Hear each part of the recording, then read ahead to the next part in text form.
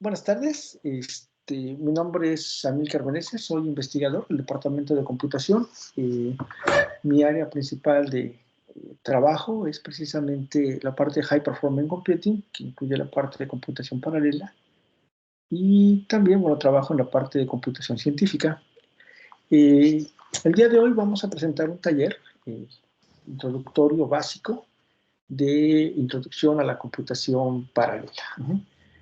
Um, ¿Qué es lo que vamos a ver en este taller? Son detalles Lo simples. encontré. Ah, ¿Podrías apagar tu micrófono, por favor, José Luis? Ajá. En, en este taller, bueno, vamos a ver vamos a dar una pequeña introducción de por qué utilizar la parte de computación paralela, las tecnologías de hardware que hay. De ahí vamos a entrar a algo que es bastante interesante, que es una tendencia que se está dando hoy en día, que es la computación heterogénea, bueno, paralela heterogénea. Vamos a llegar a un punto donde estemos comentando qué es la computación paralela híbrida heterogénea y unos comentarios finales, ¿no? A manera de conclusión. No me gusta concluir nada porque en ese tipo de talleres, porque más que dar una presentación concluyente, nada más son algunos comentarios eh, finales. Bueno, eh, hoy día es muy común encontrar una serie de problemas que requieren un alto poder de procesamiento, ¿no? Como la parte de recuperación de información, toda esta cuestión que hay alrededor de grandes datos, lo que es Big Data, lo que es toda la parte de minería de datos y demás, requiere el procesamiento de grandes volúmenes de información, ¿sí? Y esto permite que, o esto, no más que permite, requiere, ¿sí? De grandes cantidades de procesamiento, ¿sí? Aunque tal vez la parte de la complejidad de la tarea que se está haciendo realmente sea una complejidad baja, sin embargo, si la cantidad del volumen de información es grande, pues evidentemente tendríamos que repartir esa carga entre diferentes niveles, ¿no? Nosotros sabemos que, por ejemplo, en minería de datos existen diferentes módulos, desde la parte que va de los módulos ETL, la parte de análisis y demás. Todos estos, en todas estas etapas de minería de datos, pudiésemos requerir algún punto, algún paso donde nosotros tengamos que acelerar esas computaciones, ¿sí? Entonces, tenemos la parte de las aplicaciones financieras, donde muchas veces se están haciendo cálculos de análisis y demás, o simulaciones, ¿no? De algún tipo de predicción que utiliza mucho cálculo, por ejemplo, de Monte Carlo y demás, que también realmente tiene una complejidad alta, ¿no? La parte de ejecución de ese tipo de algoritmos. Tenemos la parte de manejo de imágenes médicas y biofísicas, evidentemente porque se tienen que encontrar algunos detalles y demás, se requiere mucho análisis y a partir de eso las imágenes pueden ser lo suficientemente grandes o pequeñas, ¿sí? De algunos cuantos megapíxeles, ajá, hasta elementos mucho más elevados y a partir de ahí poder extraer algún tipo de información, ¿no? Encontrar patrones y demás y sacar ese tipo de información. Tenemos también toda la parte de lo que es CAD-CAM-CAE, eh, diseño asistido por computadora, precisamente, donde se pueden hacer diseños mecánicos, por ejemplo, y después someterlos a la parte de simulación, tomando en consideración las características de los metales o de los materiales, mejor dicho, que están involucrados para ver efectivamente, ¿no? Si en determinado momento hay algunas secciones y demás que pueden sufrir cierta fatiga y cosas por el estilo, ¿sí? Que pueden afectar, ¿sí? Directamente el diseño que se está desarrollando. Otro que está muy de moda hoy en día es la parte de las tecnologías de manejo, ¿no? Sabemos que existen algunas compañías que eventualmente están fabricando vehículos que se manejan de manera autónoma, ¿sí? Y entonces esto requiere precisamente de un conocimiento precisamente del entorno y muchas veces o alguna de las estrategias que se utilizan es utilizar la parte de análisis de imágenes que están en movimiento y a partir de ahí pasar todos estos elementos hacia la parte del vehículo. Hay que recordar que muchos de estos elementos se hacen a través de redes neuronales profundas, y lo que hacen es ir entrenando estas redes precisamente para que el vehículo más o menos tenga estas capacidades de manejarse solo, ¿no? De tener cierta autonomía. Otra de las clásicas aplicaciones, o de las aplicaciones clásicas que emplea la parte de High Performance Computing, es la parte de energía y explotación petrolera, ¿sí? Aquí lo que se busca hacer es encontrar yacimientos petroleros a través de cierta información que se va detectando y verificar dónde se puede tener algún acceso a un posible pozo. Esto ayuda mucho a la parte del ahorro de una explotación, porque una perforación de un pozo puede salir en algunos millones de dólares o en algunos miles de dólares, ¿sí? Y con la parte de la simulación, pues uno puede tener un ahorro precisamente en esta cuestión de determinar dónde se tiene que excavar un pozo y bueno, tiene una cierta asertividad, ¿no? Tal vez no es muy alta, pero lo suficiente para tener un cierto ahorro y que sea de suficientemente interés para esa industria, ¿sí? Para poder invertir en esta cuestión de la parte de computación paralela, bueno, en general de High Performance Computing. Otro elemento es la parte de creación de contenidos digitales, ¿no? Hoy en día es común tener películas con un alto grado de detalle en la parte de ¿cómo se llama?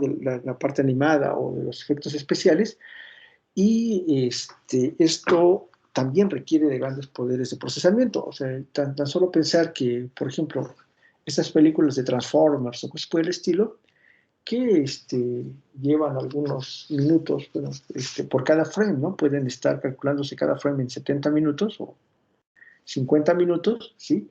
Si eso es por un frame en un minuto, pues evidentemente habrá que ver el tipo de especificación, que son 40 frames por segundo. Hay que multiplicar 40 por 50 horas, por ejemplo, por cada uno de los frames, y uno se dará cuenta que por un segundo, cuál es la cantidad de computaciones que se requiere, ¿no? Más aún si estamos trabajando con una película 3D, donde necesitamos ejecutar, tal vez, si estamos eh, en una especificación de 120 frames por segundo, 60 para el ojo izquierdo y 60 para el ojo derecho, entonces todavía la cantidad de computaciones se vuelve más y más pesada, ¿no? Y todavía, si aumentamos el tipo de resolución, ¿no? Si le quieren a 4K, cosa, ¿no? De estas resoluciones 4K, que es de 1600 por 2400 en la parte de los píxeles, pues también eso aumenta la cantidad de procesamiento que se debe de estar trabajando para poder tener esta parte de contenidos digitales, ¿sí? Otro de los problemas clásicos que se utilizan para la parte de programación paralela es la parte de modelado y predicción de clima. Y no es de extrañarse que las supercomputadoras más rápidas que hay en el mundo, pues básicamente estén dedicadas precisamente a esta parte, ¿no?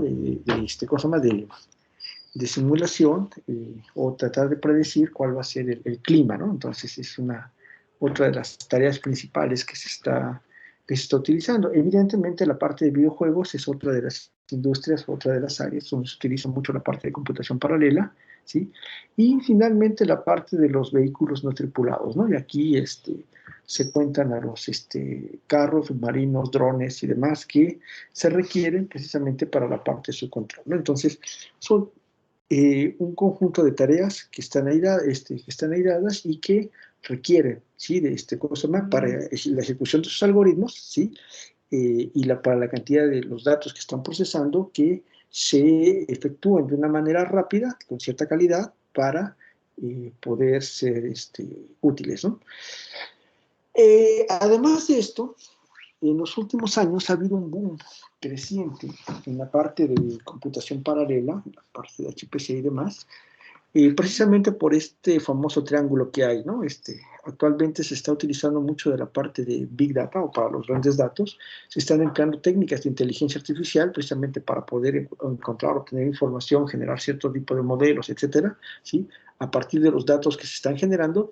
Y evidentemente toda esta parte de los algoritmos de inteligencia artificial requieren de la parte de High Performance Computing, lo que implica también es la parte de computación paralela que se esté desarrollando, ¿no? Entonces, algunos autores marcan estos tres elementos principales como un ecosistema para las nuevas tareas que se están desarrollando. Y esto también se vino a un auge un poquito mayor a partir de algunas publicaciones allá por el 2013, 2015, cuando salieron estas, donde publicaban en revistas como Nature o algún otro lado, artículos donde a través de algoritmos de Deep Learning podían enseñarle, por ejemplo, a la máquina de Atari a jugar precisamente, ¿no? Y después de algunas horas de entrenamiento, ¿sí? O algunos minutos de entrenamiento, horas de entrenamiento, realmente el sistema iba aprendiendo a jugar los diferentes videojuegos, ¿no? Porque era a través de la interpretación de la imagen como la máquina o el algoritmo aprendía, ¿no? O sea, uno puede encontrar estos videos ahí en YouTube. Si buscan esa parte de Deep Learning Atari, básicamente te va a decir, pues mira, después de 10 minutos de entrenamiento ocurrió tanto, ¿no? Después de 200 minutos de entrenamiento se ve una mejora en en la capacidad de la máquina de poder jugar esta parte del Atari. Después de unas 2000 horas, 2000 minutos de entrenamiento pasa esto, ¿no? Entonces, digo, ahí también viene otra característica, ¿no? Jugar videojuegos, en este caso, es entrenamiento, no es juego. En mis casos, bueno, mi mamá no lo tomaba como entrenamiento, ¿no? Yo no se pasaba jugando videojuegos, ¿no? Era otra cosa, ¿no? Pero bueno, en este caso, para la parte de esos algoritmos, sí, efectivamente es un entrenamiento. Y esto generó que hubiese mucho interés precisamente en toda esta área de de Deep Learning, de la parte de entrenamiento, redes, se empezaron a conjuntar con varias cosas y evidentemente había un conjunto, bueno, se desarrollaron, o sea, están desarrollando un conjunto de bibliotecas, ¿sí? Que trabajan sobre la parte de computación paralela o programación paralela para desarrollar de una manera efectiva y eficiente todos estos algoritmos. También conocemos que estos algoritmos se pueden ejecutar en diferentes plataformas, ¿no? Podemos tener clústeres de supercómputo donde tenemos diferentes nodos en cada una de estas unidades o uno. Podemos tener inclusive 2 sockets, en cada socket colocar un conjunto de procesadores multicore y estar asociados todavía a tarjetas aceleradoras gráficas con discos duros de alta capacidad, de alta velocidad, bueno, más que de alta capacidad, de alta velocidad, ¿no? Los de alta capacidad son más que nada para data centers, de alta velocidad son realmente para la parte de los sistemas de high performance computing, ¿sí? Donde se tienen que hacer las reducciones de las operaciones de de almacenamiento, de escritura y almacenamiento, precisamente a la parte de los discos duros, y también la parte del manejo de procesamiento, ¿no? Entonces tenemos clústeres de supercómputo que realmente se dedican a hacer todo esto. También tenemos la parte de los servidores, donde podemos colocar tal vez alguna tarjeta gráfica con algunos, que puede tener a lo mejor 2 sockets, en cada socket cada un procesador multicore, ¿sí? Con ciertas características y acompañado tal vez de tarjetas aceleradoras gráficas o alguna otra cosa para darle una mayor aceleración a la parte de procesamiento que está haciendo. También tenemos las computadoras de escritorio, ya cualquier dispositivo. Podemos ver que tiene procesadores quad-core, dual-core, procesadores con 8 cores, los últimos de AMD, los Ryzen y cosas por el estilo, ya son procesadores que vienen con una buena cantidad de cores, ¿sí? Que se pueden estar trabajando. De igual manera las laptops, ¿no? Hoy en día es común tener laptops de 2, de 4 procesadores, o con 4 núcleos, mejor dicho, con un procesador de 2 o de 4 núcleos para poder trabajar todo esto. También, evidentemente, esto no exime tampoco a los dispositivos móviles, por ejemplo, tabletas o teléfonos inteligentes que ya vienen con diferentes cores que también pueden utilizarse, o inclusive los GPS, ¿no? Digo, los GPS, los GPUs, perdón, cosa, las unidades de procesamiento gráfico pueden utilizarse precisamente para la parte de aceleración, ¿no? Muchas veces se ha dicho que tal vez alguna tableta, alguna tablet con algún procesador que traen ya incluidos, pues tenían la misma capacidad de una supercomputadora de hace 40 años, ¿no? Más o menos, ¿no? Entonces, lo cual es cierto, pues, la pregunta es ahora, ¿cómo podemos utilizar precisamente, o si realmente se pueden utilizar esa cantidad o esas capacidades de hardware precisamente para obtener el beneficio de un mejor desempeño, ¿no? Entonces, la idea en este taller es estar viendo ese tipo de detalles. También podemos tener los sistemas empotrados, los embedded systems, como por ejemplo las televisiones, las televisiones inteligentes, que ya tienen también procesadores estos de ARM, ¿no? Que tienen algunos procesadores con varios núcleos, precisamente para trabajar todo esto, o los vehículos no tripulados, ¿no? Bueno, estos ARM que están metidos ahí precisamente para vehículos no tripulados, ¿no?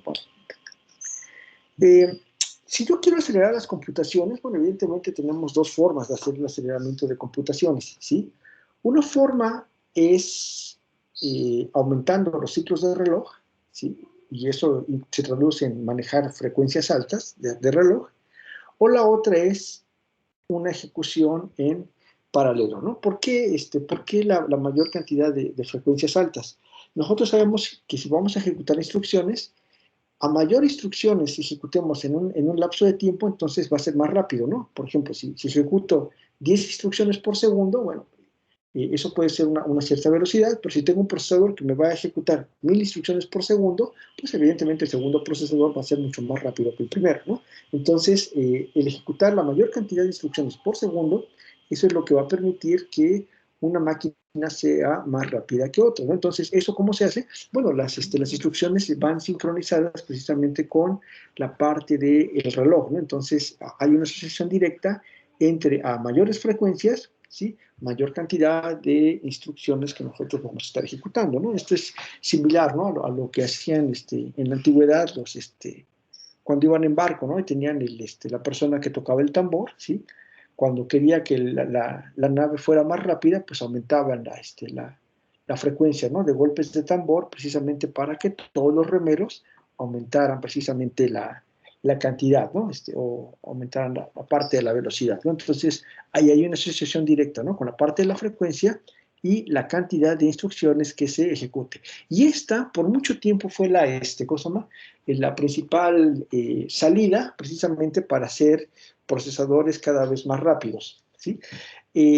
La otra alternativa, precisamente la de ejecutar en paralelo, es, por ejemplo, si tenemos un problema y el problema lo podemos partir y en diferentes subproblemas, y cada subproblema asociarlo directamente a un CPU, ¿sí? Que lo va a estar ejecutando directamente en paralelo, ¿no? Y esto es básicamente la parte que va a generar precisamente toda esta cuestión de computación paralela. Buscar de qué manera yo tengo un problema, lo puedo partir y en subproblemas, y cada subproblema mapearlo directamente a una unidad de procesamiento para su ejecución en paralelo, ¿no? Esta es precisamente la parte que nosotros vamos a conocer como la parte de computación paralela, ¿no? Entonces, ¿sí? ¿Qué es la computación paralela? Pues bueno, a final de cuentas, ¿sí? La computación paralela, pues es el uso de se utiliza para reducir los tiempos de ejecución de un problema, utilizando precisamente diferentes núcleos, ¿no? O diferentes unidades de ejecución.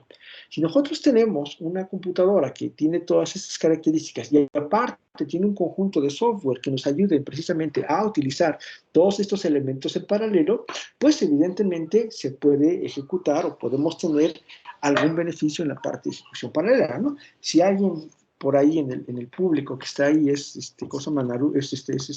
fan de, por ejemplo, de Naruto, en algún punto se acordarán que él intenta aprender algunas nuevas técnicas, ajá, y para aprender esas técnicas lo que se hace es, bueno, tener la habilidad de hacer sus multiclones, ajá, pero que cada clon puede aprender directamente, ¿no? Entonces, si entrenaba con los clones, digamos, un día completo y tenía 1000 clones, entonces en un día entrenaba 1000 días, ¿no? Básicamente, ¿no? Esa era la idea, ¿no? Entonces, básicamente esa es la idea detrás de la parte de computación paralela, ¿no? Que nosotros podamos aprovechar las diferentes unidades de ejecución, ¿sí? Y de esta manera ir reduciendo la parte de los tiempos de ejecución, ¿no? Entonces, hoy en día, pues evidentemente es una forma estándar, ¿no? De resolver problemas, ¿no? En área de modelado de clima, dinámica molecular, evolución de galaxias, pero toda la parte que involucra también la parte de grandes datos, o sí, bioinformática y cosas por el estilo, ¿no? Todo eso está muy metido precisamente con todos estos elementos, ¿no? Entonces, ¿qué es lo que queremos hacer? Queremos aprovechar los recursos de una computadora que puedan, o sea, el hardware ya tiene los elementos para poder ejecutarse en paralelo. Ahora, lo que tenemos que ver precisamente para que, digamos, ahora sí tengo una computadora paralela, pues evidentemente es tener el software necesario para que se ejecute directamente en paralelo, ¿no? Nosotros podemos ver con todo esto que hoy en día, ¿sí? Desde las grandes supercomputadoras hasta un celular, podemos decir que tenemos una computadora paralela, ¿no? Entonces, la idea es utilizar todo esto. ¿Por qué razón? Bueno, los fabricantes ahora nos han dado un conjunto de procesadores que ahora necesitamos utilizar, o que podemos utilizar, mejor dicho, para el beneficio de nuestras aplicaciones. Bien, generalmente para poder encontrar el modelo de programación hay algo que se llama la parte de la taxonomía de Flynn, ¿sí? Esto nos va a ayudar mucho precisamente a entender, ¿sí? Qué tipo de programación es el que yo puedo hacer para la parte de programación paralela, ¿no? En la taxonomía de Flynn generalmente hay dos dimensiones. Una dimensión está asociada a las instrucciones, que son instrucciones sencillas que va ejecutando una instrucción por instrucción, y la otra son cuando mandamos múltiples instrucciones, ¿sale? Esta es básicamente una dimensión. La otra dimensión es sobre los datos, ¿no? Si trabajamos sobre un dato sencillo o vamos a trabajar sobre múltiples datos, ¿no? Entonces, si hacemos esta intersección, vamos a encontrar precisamente en este cuadrante lo que se conoce como el single instruction, single data, ¿sí? Entonces, esto es una ejecución de lo que vamos a conocer secuencial. Esto no es una computadora paralela, es una ecuación muy determinista. Es precisamente como cualquier programa que nos enseñan a nosotros a realizar, ¿cómo se llama? Cuando estamos aprendiendo a programar, ¿sí? Y empezamos a ejecutar una instrucción, de ahí sigue otra, estamos trabajando sobre cierto tipo de dato, y así nos vamos hasta conseguir todos los pasos para conseguir y desarrollar nuestro algoritmo y eventualmente tener nuestro programa que se va a estar ejecutando, ¿no? Entonces, ahí tenemos single instruction, single data, es una ejecución secuencial que nosotros vamos a tener, y aquí el paradigma de programación, pues realmente es el paradigma que siempre hemos estado utilizando, ¿no? Para la parte de nuestros programas. ¿Qué más? ¿Cuál otro tenemos? Bueno, si nosotros seguimos avanzando sobre el espacio de single instruction y vemos a la parte de los datos, ahora vamos a tener un single instruction sobre múltiples datos. Esta es una parte bastante interesante porque lo que vamos a hacer es, queremos hacer una sola cosa, pero aplicarla en diferentes elementos del problema, ¿no? Es una característica muy importante, ¿no? Y entonces esto me va a generar lo que se conoce como un tipo de computación paralela, ¿no? Es un tipo de computación vectorial, si lo pueden ver de esta forma, ¿no? Porque al hacerla vectorial, ¿qué es lo que tengo yo? Puedo hacer una suma, por ejemplo, de vectores, ¿no? Entonces, ¿qué tengo? Single instruction puede ser suma, dos elementos. Multiple data, ¿sí? Lo que vamos a hacer es, hace esta operación sobre los diferentes elementos del arreglo, ¿no? Como por ejemplo lo podemos tener aquí, ¿no? Podemos tener aquí un carga, el dato 1, ¿no? El proceso 1 está cargando el elemento 1, el proceso 2 está cargando el elemento 2 del arreglo, el proceso n, el elemento n del arreglo, ¿no? Después nos vamos con el siguiente, ¿cómo se llama? Elemento sobre el cual vamos a operar, el vector b, cargamos el primer elemento, el proceso 2 carga el segundo elemento, el proceso n carga el enésimo elemento, y después viene la operación en paralelo.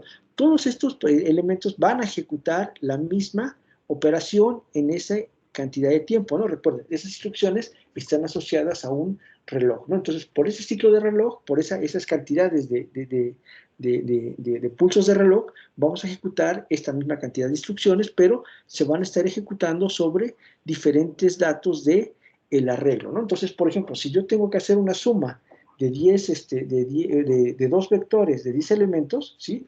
En una computadora tradicional, ¿qué es lo que tendría que hacer? Primero sumo el primer elemento, después incremento el índice y sumo el segundo elemento, incremento el índice, sumo el tercer elemento, así hasta llegar hasta que el índice llega al décimo elemento, sumo y termino, ¿sí? En una computadora vectorial, ¿qué es lo que hago, no? Preparo todo para si son 10 elementos y simple y sencillamente digo, sumo el vector A con el vector B y punto, ¿no? Eso básicamente es lo que están haciendo aquí. Bueno, aquí es una multiplicación, pero es una operación que se está haciendo directamente en paralelo, y después almaceno el resultado, ¿no? Almaceno el C1, el C2, hasta el Cn, donde el N está asociado precisamente con el proceso que se está ejecutando. Entonces, aquí tenemos un single instruction, multiple data. Entonces, aquí lo que está diciendo es, yo voy a particionar mis datos y sobre esos datos voy a hacer operaciones, ¿sí? ¿Qué tipo de tareas son más o menos flexibles de hacer eso? Por ejemplo, el análisis de imágenes, ¿no?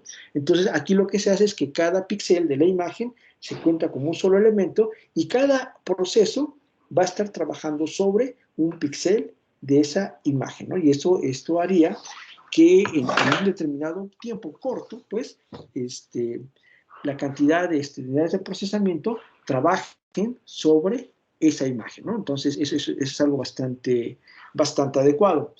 Si ustedes lo quieren ver desde un punto de vista coloquial, imagínense ustedes que tienen ustedes una empresa de estas de las que hace eventos sociales, ¿no? Entonces, tienen ustedes el conjunto de personas que les van a ayudar a preparar la recepción, ¿sí? Y entonces lo que tienen que hacer es poner las mesas, poner las sillas, vestir las mesas, vestir las sillas, poner los floreros, poner los platos, etcétera, ¿no? Y ir acomodando todos los elementos, ¿no? Entonces lo que podemos hacer es, ¿sabes qué? Lo primero que vamos a hacer es acomodar las mesas, ¿no? Entonces todos los meseros van o todas las personas que están ayudando ponen las mesas, ¡trum! Ya está. Ya todos hicieron y pusieron las mesas, colocaron las mesas. Segundo, van a colocar las sillas, ¿no? Entonces, en el segundo paso, todos los involucrados van y colocan las sillas. En el tercer paso van a vestir las mesas, ¿no? Entonces colocan la mantelería. En el siguiente visten las sillas, ¿no? Todo el mundo se encarga de colocar las sillas. En el tercero, todo el mundo coloca los adornos o los floreros que van en la parte central de la mesa, todo el mundo los coloca, y así hasta que dejan toda la parte de la recepción armada, ¿no? Entonces, esa es una tarea donde hicimos un single instruction, multiple data. ¿Esto qué quiere decir? Todos están trabajando en realizar una misma tarea y no pasan a realizar la segunda tarea hasta que no se ha terminado esta tarea, ¿no? Entonces, es una manera de ejecutar la parte de la programación paralela. Otra manera es, bueno, tenemos la otra que es Multiple Instruction, Single Data. Aquí realmente esta no es tan factible, o sea, aquí podemos ver que Single Instruction, Single Data no es una computación paralela, es una computación que se da. Multiple Instruction, Single Data es un tipo de elemento que está ahí presente, porque lo dicta la taxonomía de Flynn, pero realmente no es no es un paradigma que se esté utilizando. ¿Por qué? Porque los diferentes procesos deberían de estar trabajando con el mismo dato, con elementos diferentes, y entonces necesariamente no puedes, es muy complicado que realmente se pueda dar este tipo de paradigma en la parte de programación, ¿no? Está puesto de una manera teórica y demás, pero es complicado, ¿no? Que haya realmente un problema que se pueda trabajar con un multiple instruction single data, ¿no? Es una característica que hay. Si ustedes se dan cuenta, aquí todos los procesos están operando directamente sobre el mismo dato de entrada, ¿no? Que en este caso sería A1, y sobre ese operan todos los demás datos. Se puede dar tal vez alguna operación y demás, pero realmente es muy complicado que esto se pueda llegar a dar. Y finalmente tenemos esta parte que se conoce como el Multiple Instruction, Multiple Data, ¿no? Que es lo que vamos a tener. Cada proceso va a estar ejecutando su propio conjunto de instrucciones sobre su propio conjunto de datos, ¿no? Entonces aquí no importa qué es lo que estén haciendo, cada proceso está ejecutando su propia tarea y sobre eso se van. Y esto, si nosotros lo traducimos desde el punto de vista coloquial que habíamos comentado, ¿no? Oye, todos los meseros se van a encargar ¿cómo se llama? De primero poner las mesas, después las sillas, después la mantelería, etcétera, ¿sí? Lo que podemos hacer es, ¿sí? Dividir, por ejemplo, en dos grupos, y un grupo se encarga de poner las mesas y el otro grupo se encarga de poner las sillas, ¿sí? Entonces, en ese momento, ¿sí? Tenemos dos grupos, cada grupo está haciendo cosas diferentes, ¿sí? Se colocan las mesas, se colocan las sillas, y después decimos, bueno, ya que está colocado esto, pues se coloca la mantelería, otro grupo se encarga de vestir las sillas, y otro grupo se encarga de poner los floreros, ¿sí? Evidentemente el grupo que va a poner los floreros no puede poner los floreros hasta que los manteles estén puestos, ¿no? Pero conforme se van colocando los manteles, se pueden ir colocando la parte de los floreros, y después de esto podemos ir diciendo, bueno, podemos ir colocar la vajilla, después de la vajilla los cubiertos, etcétera, hasta que todos los elementos queden totalmente armados, ¿no? Entonces, esto es lo que se le llama una paralelización por tareas, ¿sí? ¿Por qué razón? Porque al mismo tiempo se están ejecutando tareas diferentes, pero con el objetivo de irse sincronizando para poder llegar a resolver el problema final, ¿no? Entonces, uno puede ver que literalmente tenemos estos dos elementos, que es el Single Instruction Multiple Data y Multiple Instruction Multiple Data, ¿no? Estos son los dos elementos principales, o las dos categorías principales en la parte de la programación paralela, ¿sí? Sin embargo, realmente hay que comentar que hay un poquito más, ¿no? En la parte de tiempo, bueno, tenemos el paralelismo a nivel dato, que es el Single Instruction Multiple Data, el que habíamos comentado.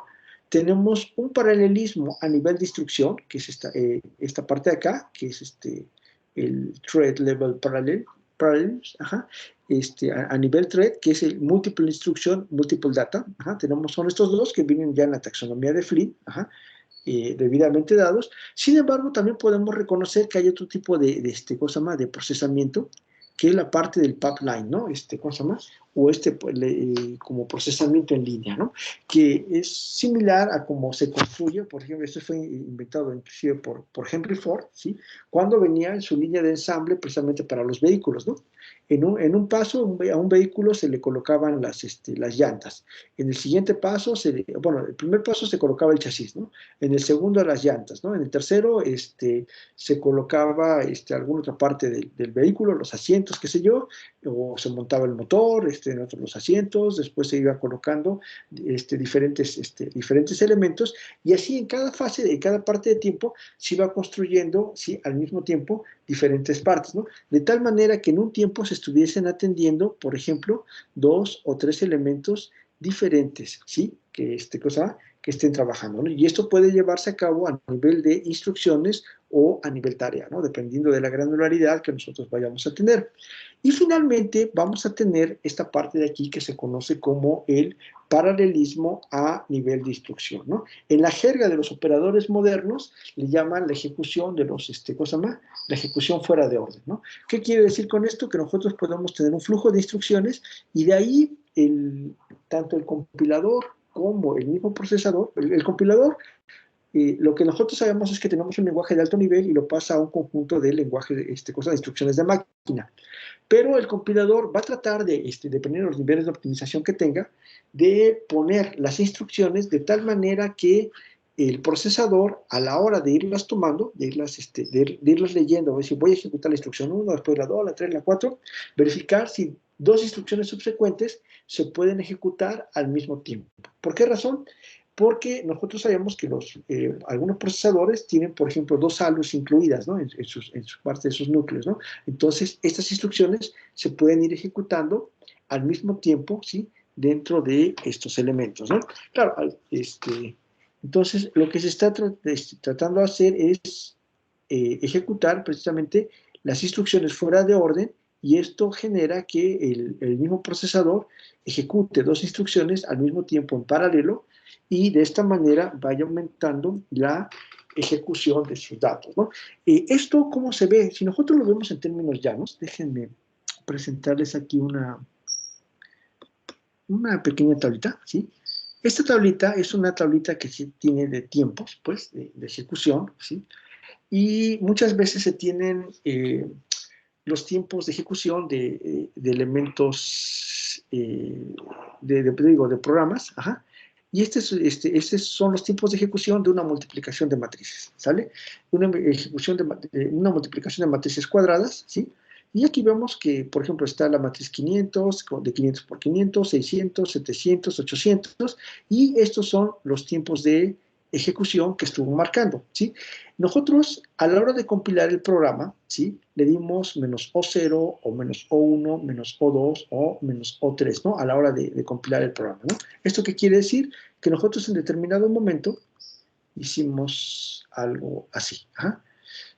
A la hora de compilar el programa, le dimos una optimización, por ejemplo, le pudimos dar un menos O0, eso es como no tener ninguna optimización, una optimización menos O1, o una optimización menos O2 o menos O3, ¿no? El tipo de optimización que sea, para intentar una mejora en la parte de ejecución. ¿sí? Entonces, cuando nosotros multiplicamos matrices de 500 por 500, ¿sí? Lo que observamos es que cuando no se le da ninguna optimización, pues el resultado fue de 0.8 segundos, ¿no? El tiempo de ejecución. Cuando le dimos la optimización O1, nos marcó 0.22, ¿no? Evidentemente uno dice, bueno, pues esta optimización está genial, ¿no? Porque casi fue una cuarta parte del tiempo de ejecución de esta de aquí, ¿no? Es, bueno, un poquito más que la cuarta parte, ¿no? O menos que la cuarta parte, perdón, ¿sí? Si yo le doy el menos O2, pues se va a 0.227, menos O3, 0.223, ¿no? Uno puede establecer que para ciertos tamaños de problema, y aquí viene un detalle interesante, que conforme nosotros vamos variando los tamaños de problema, estas optimizaciones me pueden dar un mejor o no desempeño en el tiempo de ejecución, ¿no? Entonces, por ejemplo, déjenme poner aquí un programita que es multiplica de matrices 1, ¿sí? Esta es una multiplicación de matrices, ¿sí? Y le voy a dar, por ejemplo, con una optimización 0, ¿sí? Aquí FOPNMP nada más lo estoy utilizando para las etapas de tiempo, no estoy realmente utilizando ninguna tecnología de procesamiento paralelo o cosas por el estilo. Entonces, voy a darle aquí, multiplica matrices, ajá, y es multiplica matrices 1, le puse, en este caso, ¿sí? Y voy a darle una matriz de 100%, ¿no? Vamos a multiplicar una matriz de 100%, y aquí me está diciendo que para una matriz de 100%, el tiempo total fue de 0.02 segundos, ¿sale? Entonces, bueno, voy a variar la optimización, ¿sí? La optimización lo mando a 2, mando a hacer la ejecución de una matriz de 100%, y vamos a ver que el tiempo de ejecución ahora se fue a 0.03, ¿no? O sea, uno puede decir, oye, pues, ¿sabes qué? ¿Qué onda con esta optimización? Que no ayudó mucho porque realmente esta optimización, sin optimización, pues resultó un mejor, en un mejor desempeño, ¿no? Y esto puede ocurrir, ¿no? O sea, realmente no hay mucha garantía. Lo que sí se ha observado es que para ciertos tamaños de problema, ¿sí? La optimización funciona mejor, las optimizaciones funcionan mejor, y va a haber ciertos tamaños de problema donde la optimización realmente ya sea insuficiente. Ajá. Por favor, si alguien tiene alguna duda, algún comentario, por favor, puede hacerlo en el momento que deseen, y ya le pido a los, ¿cómo se llama? A los productores. Si Amílcar, de hecho, ajá, tenemos unas preguntas en el chat. ajá. Perdón, No sé perdón. si quieras. Bueno, ¿Me lo es que puedes leer? no sabía si querías que te las leyera ya o No, está bien, esperábamos. si la puedes leer, lo vamos resolviendo. Ajá. ¿Vale? Casi al inicio de la presentación, Alfredo preguntaba si el mainframe con respecto a sistemas distribuidos es más eficiente en procesamiento de alto poder con respecto a los sistemas distribuidos más robustos. A ver, otra vez. A ver, dice, el mainframe con respecto a sistemas distribuidos, punto, ¿es más eficiente en procesamiento de alto poder con respecto a los sistemas distribuidos más robustos? Mira, bueno, no sé si entiendo bien la pregunta. Evidentemente, para si la está parte Alfredo ahí y quiere abrir perdón, si está Alfredo ahí y quiere abrir el micrófono me pregunta, que levante la manita, pero mientras puedes hablar. Sí, mira, evidentemente la parte de computación paralela, muchos la ven como una subtarea o un subelemento de computación distribuida. En el objetivo principal de la computación distribuida es precisamente lograr utilizar los recursos de diferentes elementos distribuidos, claro está, ¿sí? Para completar una tarea. Ese es básicamente el objetivo. El objetivo en la parte de High Performance Computing o de computación paralela también es disminuir los tiempos de ejecución, ¿sale? Entonces, de tal suerte que uno va a ver siempre los indicadores asociados a computación paralela como los elementos de tiempo o como los elementos de aceleración, ¿no? Indicadores que están asociados a esta parte, ¿no? A la parte de tiempo y demás. Si nos vamos a la parte de sistemas distribuidos, hoy en día están utilizando diversos elementos como Hadoop o Spark, precisamente para procesamientos paralelos, Pero eso también tiene mucho que ver con la cuestión de los datos, ¿no? ¿Por qué? Porque los datos se pueden estar almacenando de una manera distribuida en diferentes lados y es una manera muy, digamos, eficiente, pues, de poder ir procesando estos datos en diferentes puntos y después ir juntando estos, los resultados parciales, combinarlos para obtener la solución última, ¿no? En diferentes elementos, ¿no? Entonces, Hadoop y Spark realmente ahorita están trabajando mucho y esto es, digamos, una parte de un framework, digamos, por decirlo así, distribuido que se encarga de hacer cosa más, una parte de computación paralela, ¿no? Ahí donde están mezclando ambos, ¿no? Pero eso ya tiene que ver mucho con la parte de estrategias en la nube. Esa parte, digamos, ahorita no la voy a tocar tanto por cuestiones de tiempo, ¿no? Pero bueno, no sé si esto más o menos va con la pregunta que está haciendo o si Alfredo quiere clarificar un poquito más. Ajá. Pues no levantó la mano, así que no sé bueno. si quiere hablar. Y luego, bueno, cuando estabas hablando del Naruto, Jorge Diego García Torres escribió: todos aportan experiencia. Claro, exactamente, todos aportan, efectivamente, pues ese era un punto ahí con Naruto, ¿no? Todos estaban aportando experiencia y todos estaban aprendiendo algo, pues, Entonces, la idea es que al final él lograba aprender en un día lo que se podría llevar en 1000 días de aprendizaje, ¿no? Esa es básicamente la cuestión de ahí en paralelo, pero sí, efectivamente es eso. Ok, mi Alfredo ya levantó la mano, espérame, te voy a pasar al presentador, Alfredo, y ya vas a poder abrir tu micrófono. Hola, ¿qué tal? Buenas tardes a todos. ¿Qué tal, doctor? ¿Qué tal? Buenas tardes. Sí, buenas tardes. Mira, mi pregunta va en el sentido de que, bueno, hablando del mainframe, se ocupa mucho en sistemas de aplicaciones críticas como sistemas de tráfico aéreo, sistemas financieros. Claro. Bueno, pues es un sistema que tiene más de 50 años, que tiene de madurez y siempre ha tenido, pues no ha cambiado mucho en el tiempo, se sigue manejando y, bueno, se ha ido desarrollando por diferentes plataformas, diferentes marcas. Claro.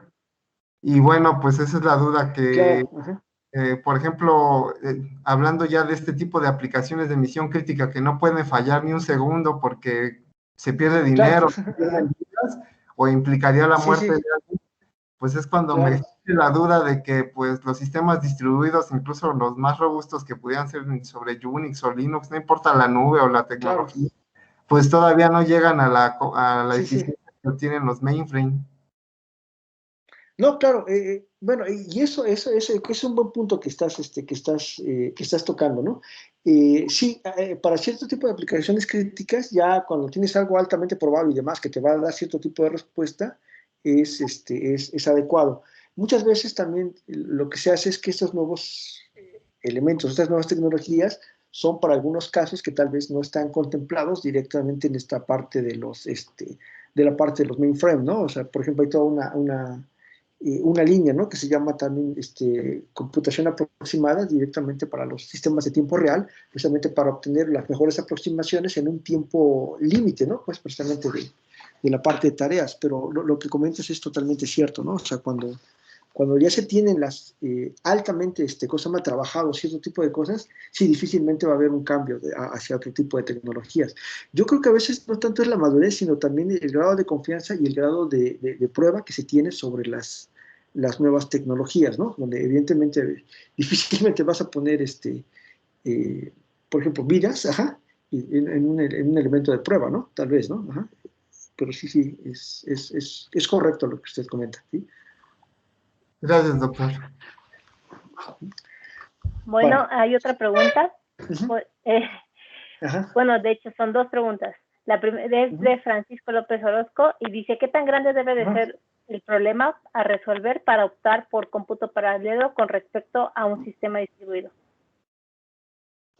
¿Qué tan grande debe ser el problema? Mira, si tú generalmente tienes, y déjame también voy a tratar de interpretar la idea, si tú tienes un problema muy grande en un sistema distribuido, por ejemplo, que requiera la parte Hadoop, donde tú tienes generación de datos, por ejemplo, en un sistema distribuidos geográficamente, por ejemplo, algunos que se estén generando en Japón, otros que se estén generando en Europa, otros en Estados Unidos o México, pues difícilmente tú los vas a concentrar todos en un sistema central, los vas a centralizar todos precisamente para hacer la parte del procesamiento, ¿no? Ahí tal vez lo que conviene es precisamente distribuir precisamente en algunas regiones, ¿sí?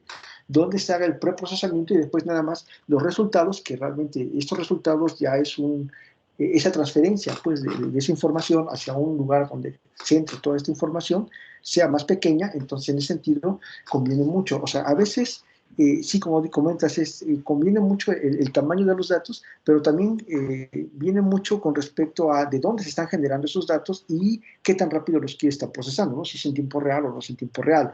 Ahora, otro punto, por ejemplo, ahorita en un proyecto que estuvimos trabajando, pues estábamos haciendo análisis de trayectorias y pues teníamos algunos terabytes, ¿no? Que estar procesando, ¿no? O algunos gigabytes diarios, ¿no? Y entonces, en un principio se optaba por tecnologías en la nube, en Amazon, en Google, básicamente tener máquinas virtuales para hacer este tipo de ejecuciones, pero muchas veces las ejecuciones, por ejemplo, para hacer el cálculo de trayectorias de un día, posiblemente te podría llevar hasta 5 o 6, 5 o 6 horas, por ejemplo, para un estado, ¿no? Por ejemplo, Morelos o Tlaxcala, qué sé yo, ¿no? Y si tenías 32 estados que estar analizando y reportando, ¿no? Continuamente, entonces esta es una solución no tan viable, ¿no? Entonces lo que convenía más era descargar todos esos datos a una supercomputadora y en esa supercomputadora hacer el procesamiento donde ya el análisis pues, o el procesamiento para cada estado te podría llevar 5 minutos, ¿no? Entonces, ahí ves un gap, ¿no? De tiempo de horas a unos cuantos minutos, ¿sí? Por análisis por estado, ¿no? Entonces, depende mucho, depende del tipo de problema que tengas, depende qué tan rápida quieras la respuesta que tú tengas para optar en un sistema distribuido a un sistema, digamos, centralizado paralelo, ¿no? Si va por ahí la pregunta, pues, ajá. O sea, va a depender totalmente del problema. Aquí hay un punto interesante. Eh, un detalle bastante interesante en la parte de computación paralela que uno llega a ver, o en estos sistemas distribuidos, es que realmente a veces no hay solución mejor que otra, ¿sí? La solución, o realmente la solución óptima, va a depender del tipo de problema que nosotros tengamos, depende de la aplicación, pues, ajá, ¿sí? O sea, por ejemplo, a veces ustedes van a encontrar que algunos fabricantes, ¿no? Los fabricantes azules contra los fabricantes verdes, van a llegar que ellos son mejores porque ejecutan en menos tiempo tal aplicación, los verdes van a decir que ellos son mejores porque ejecutan en determinado tiempo tal aplicación y que por tanto ellos ganan, ¿no? Son siempre mejores. Pero realmente eso no es verdad. Bueno, o sea, sí es verdad que pueden ser más óptimos en ese tipo de aplicaciones, pero realmente lo que dicta la experiencia es que no hay tecnología mejor, ¿sí? ¿De qué depende no hay tecnología mejor que otra, ¿sí? Eso va a depender netamente de la aplicación que estemos resolviendo, ¿sí? Entonces, bueno, continuando, podemos estar, No, bueno, ¿hay bueno, alguna otra pregunta más? Ajá, sí, perdón. sí. Ajá. Igual de Francisco, Ajá. pregunta,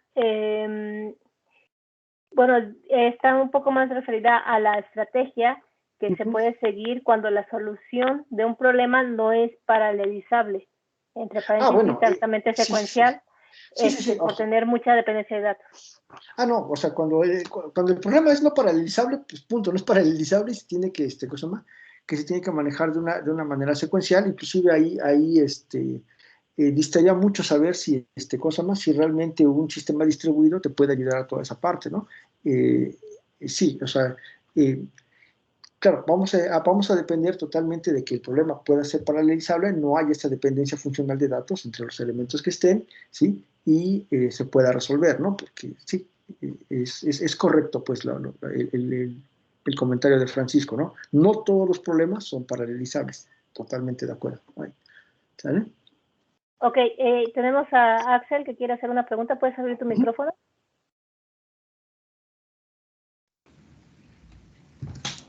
Buenas tardes, doctor. Hola, ¿qué tal? Buenas tardes. Ajá. Bueno, mi pregunta es, ¿por qué quiero aplicar procesamiento en paralelo para hacer pruebas de seguridad a un módem? Claro, ajá. Tienen por lo regular los módems, los actuales, un sistema de cifrado WPA2. Ajá. Y bueno, la manera en cómo puedo meter contraseñas es capturando el handshake. Ujú.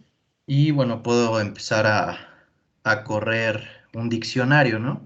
Claro. Ujú. Por medio de fuerza bruta, nada más que, este, o sea, con un procesador Intel i5 o Intel i7, Ujú. pues el proceso es lentísimo porque estamos hablando Claro, de 10, 12 dígitos y pues el número de combinaciones es abismal.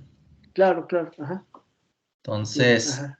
me gustaría saber si usted sabe de algún tutorial para poder aplicar utilizando una tarjeta de video promedio, ¿no? De esas que traen las laptops, Ujú. que regularmente son de 4 gigabytes y Ujú. tienen, no sé, pueden de manera paralela usar 128 núcleos o 96, algo así. Entonces, igual y con una tarjeta de video se podría acelerar muchísimo el proceso. De hecho, sí, alguna vez ya tuvimos alguna tesis que desarrollamos sobre la parte de cifrado y cosas por el estilo, sobre tarjetas aceleradoras gráficas, inclusive con tarjetas aceleradoras de baja gama, que son las Jetson, que están incorporadas a procesadores ARM, y con tarjetas aceleradoras ya de un poquito de gama mayor. Y sí, efectivamente hay una ventaja. Este, Desconozco si hay algún tipo de tutorial, pero si me escribes un correo, te puedo facilitar la tesis, a ver si esto tiene algo, pues, bueno, te podemos compartir la tesis para ver si esto tiene algo de lo que tú más o menos quieres, pues, para la parte de, ¿cómo se llama? Sí, es Del que problema la que estás programación en trabajando. Ajá, CUDA ajá. pues tiene que ir enfocada a la arquitectura de la tarjeta en específico. Bueno, sí, ajá, en general. Pero te diré, para todas las tarjetas aceleradoras gráficas, el paradigma de programación es muy similar. O sea, si tú vas a utilizar, por ejemplo, ahorita una Radeon, por ejemplo, una Radeon, estas de ATI y demás, ya AMD sacó un lenguaje de programación parecido a CUDA, que es HIP. Ajá.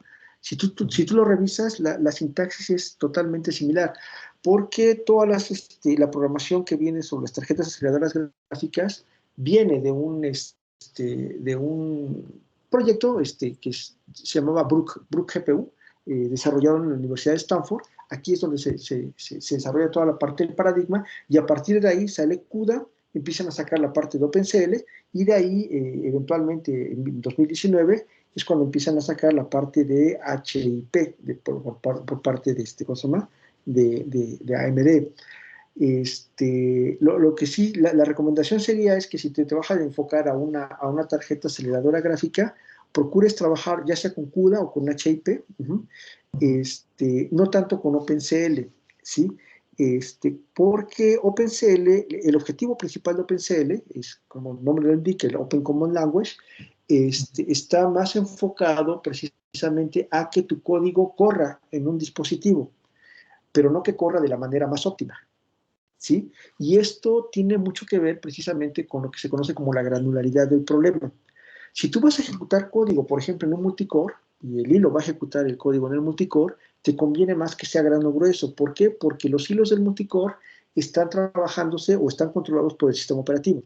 Si tú te vas a la parte de la tarjeta aceleradora gráfica, los hilos están controlados por la parte del hardware, y ahí lo que te conviene es una granularidad fina. ¿Qué quiere decir esto? Que cada hilo ejecute la menor cantidad de instrucciones posibles, ¿sí? Si tú le metes una granularidad gruesa a los hilos del GPU, no te va a dar tanto rendimiento, ¿sale? Entonces, y OpenCL, al tú tener un código muy estándar, lo que va a tratar de hacer nada más es decir, ¿sabes qué? Este código, sea como sea, lo voy a convertir en conjunto de instrucciones para el CPU o el GPU.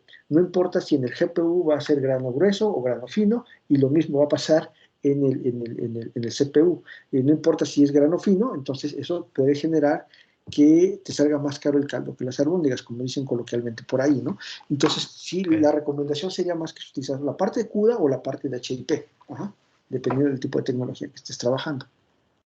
Ok, ¿sí? Con las tarjetas de la marca NVIDIA, pues sería con CUDA, ¿no?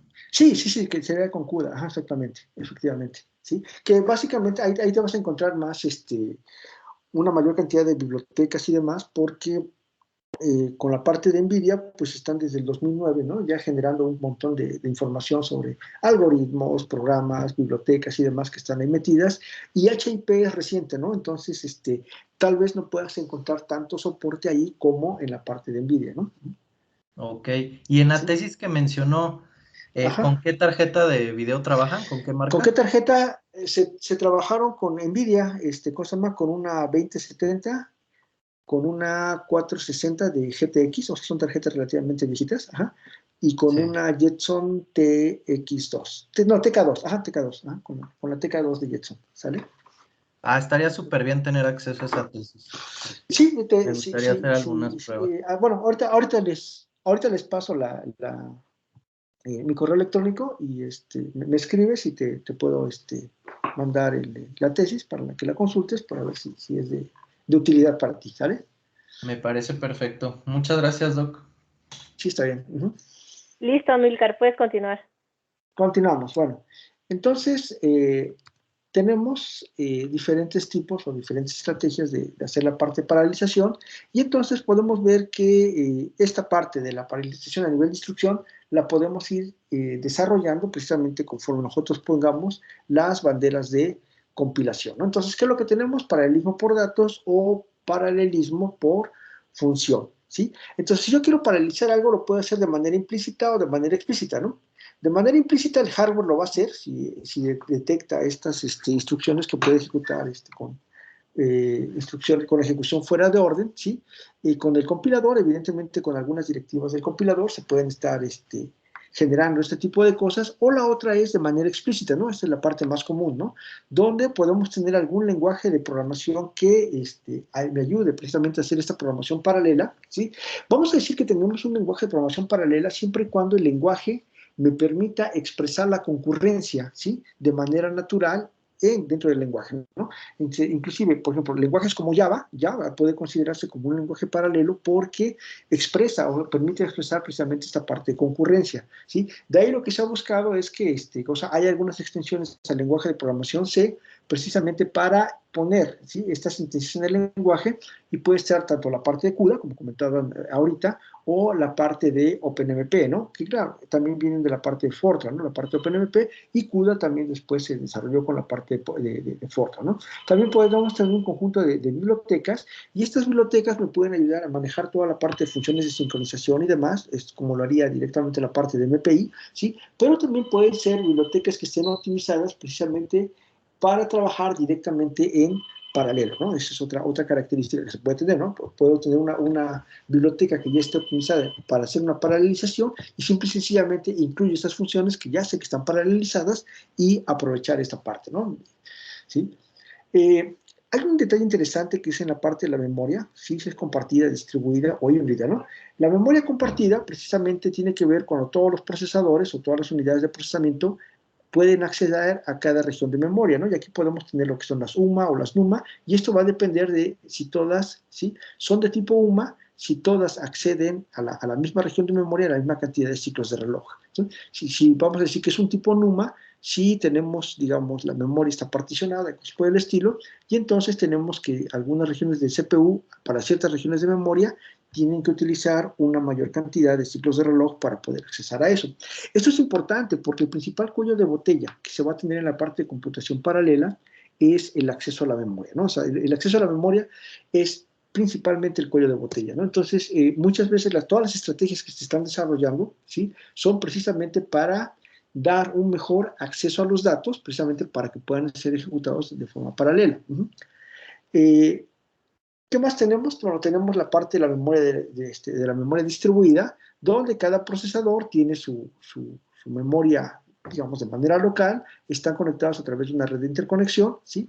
Y de esta manera se empiezan a trabajar, ¿no? ¿Qué ventaja tengo con esto? Es que esto es muy escalable, ¿no? Conforme voy agregando nodos, pues voy escalando la memoria, ¿sí? En el otro caso, pues, cosa más, la memoria queda fija o tiene un cierto tipo de límite, es lo que se le llama el escalamiento vertical, ¿no? ¿Sí? Donde yo nada más le puedo meter tanta memoria como el procesador o el servidor o la máquina o la plataforma donde esté trabajando me admita, ¿no? Y aquí tendremos un escalamiento de tipo horizontal, donde yo puedo estar agregando nodos con su propia memoria y voy creciendo la memoria de todo el sistema, ¿no? Entonces, esto es una característica que se va a tener ahí, ¿no? Con la parte de la memoria distribuida, es altamente escalable y claro, tiene que ver ahora con el mecanismo de la red de interconexión que se va a utilizar para poder manejar una gran cantidad de nodos que se estén trabajando, ¿no? Una característica que tenemos es ahora la memoria híbrida, ¿no? La memoria híbrida es cuando tenemos un conjunto de procesadores que cada core tiene acceso a una memoria y están conectados como si fueran nodos, ¿no? Entonces tenemos memoria distribuida entre estas plataformas, ¿sí? Pero memoria compartida entre los núcleos que van a estar metidos aquí, ¿no? Entonces, si tenemos un clúster, por ejemplo, de procesadores con nodos que tienen procesadores multicore, pues netamente tenemos ahí un esquema híbrido de memoria, ¿no? Y la pregunta es, bueno, ¿cómo podemos trabajar con todo este tipo de cosas? En la parte de tecnología de hardware, aquí viene un detalle interesante porque últimamente, ya de unos años a la fecha, nos hemos acostumbrado a que todos los equipos son de tipo multicore, ¿sale? Entonces, un artículo muy bonito que yo les recomiendo es de Fuller and Millet, que se llama Compute Performance Game Over Next Level, que salió en la revista Computer allá en 2011, donde establece precisamente, hace todo el análisis de cómo ha ido evolucionando ¿cómo se llama? Los procesadores y dicen, bueno, ¿sabes qué? La ley de Moore no se cumple desde 2004. ¿Por qué razón? La ley de Moore, ¿qué es lo que te dice? Bueno, cada 18 meses vamos a incrementar el número de transistores en una pieza de silicio. Ok, está bien. Pero a la vez de eso, también iban incrementando ¿cómo se llama? La velocidad del reloj, es decir, iban aumentando los megahertz, ¿no? Que es lo que habíamos comentado, ¿no? Que si nosotros queremos ejecutar una mayor cantidad de instrucciones en una menor cantidad de tiempo, ¿qué es lo que hacemos? Aumentamos la frecuencia de reloj, ¿no? Y esto es bastante útil cuando, efectivamente, como habían preguntado por ahí, si tenemos un programa que no es paralelizable, pues bueno, este es uno de los mecanismos que se tienen precisamente para poder acelerar ese tipo de programas, ¿no? Aumentando la velocidad de reloj, ¿sí? Pero, evidentemente, al aumentar la velocidad del reloj, yo voy a obtener el performance relativo, que es la cantidad de instrucciones por una unidad de tiempo, se va a aumentar, pero también, si yo aumento el reloj, aumentar el reloj involucra que yo voy a necesitar más potencia para poder trabajar con ese procesador, ¿no? Entonces, a la par que yo aumentaba la frecuencia de reloj, voy a requerir más potencia, ¿sí? Y evidentemente eso también se va a ver reflejado en el performance relativo, ¿no? Entonces, ¿qué ocurre? Pues la frecuencia genera un problema de calentamiento en una computadora, ¿no? Si alguien se recuerda, en 2005, 2006, te comprabas una computadora y realmente eran computadoras de un solo core que estaban corriendo a 3 GHz a 3 GHz y el calentamiento era brutal, ¿no? Que tenías, ¿no? Y casi todo el tiempo, casi toda la energía que tú consumías para mantener ese equipo en operación era para la parte de enfriamiento, ¿sale?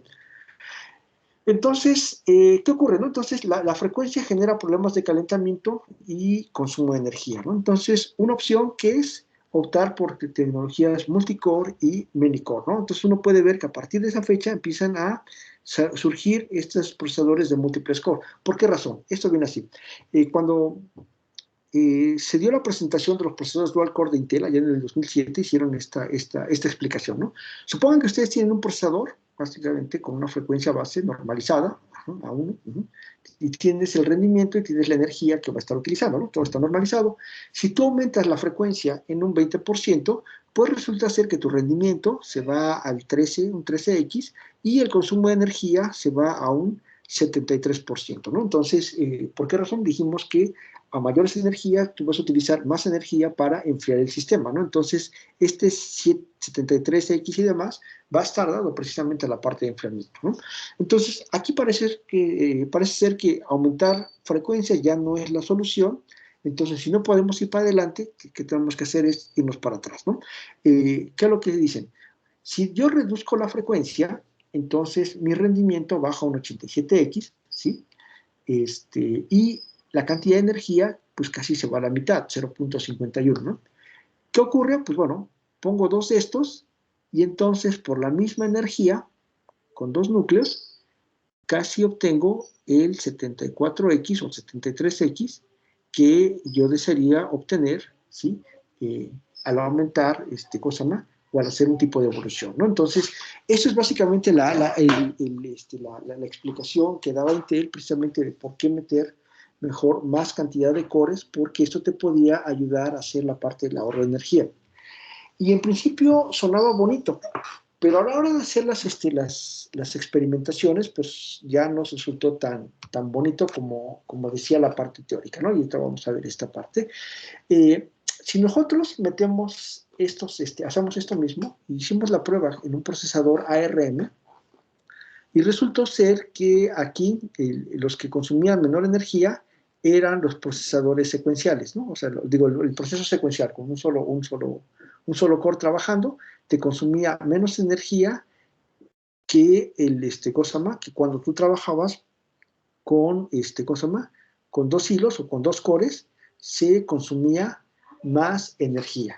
Y resulta ser que también se hizo este experimento, se hizo en una plataforma Intel, y resultó ser que, bueno, aquí era un quad core, entonces pudimos correr hasta 4 hilos. La punteada es, es cuando son los hilos sin,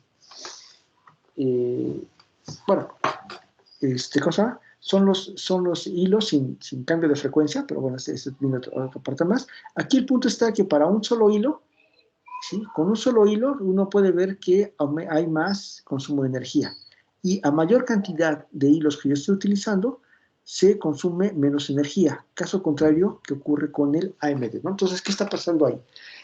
Al hacer una investigación o hacer un estudio precisamente de qué estaba pasando ahí, lo pueden ver aquí. Tenemos un artículo que se llama Energy Consumption Model y Multicore Architecture with Variable Frequency, que salió el año pasado en el Journal of Supercomputing. Al tener esto, nos dimos cuenta que era el modelo de potencia que estaba afectando, ¿no? AMD, los procesadores de ARM, lo que hacen es que la potencia base con la cual están trabajando los procesadores, su potencia base es casi cero. Entonces, conforme tú vas aumentando cores, van aumentando la cantidad de potencia que van necesitando. Y evidentemente, si tú trabajas con más cores, pues evidentemente vas a trabajar o vas a consumir más energía. En este caso de los procesadores Intel, la potencia base, ¿sí? No es cero, es una potencia base que puede ser de algunos watts, 20 watts, 40 watts, dependiendo del tipo de procesador que tengas, ¿sí? Que es la potencia mínima que necesita el procesador multicore para trabajar, ¿sí? Y de ahí va aumentando un poquito conforme tú vas aumentando cores.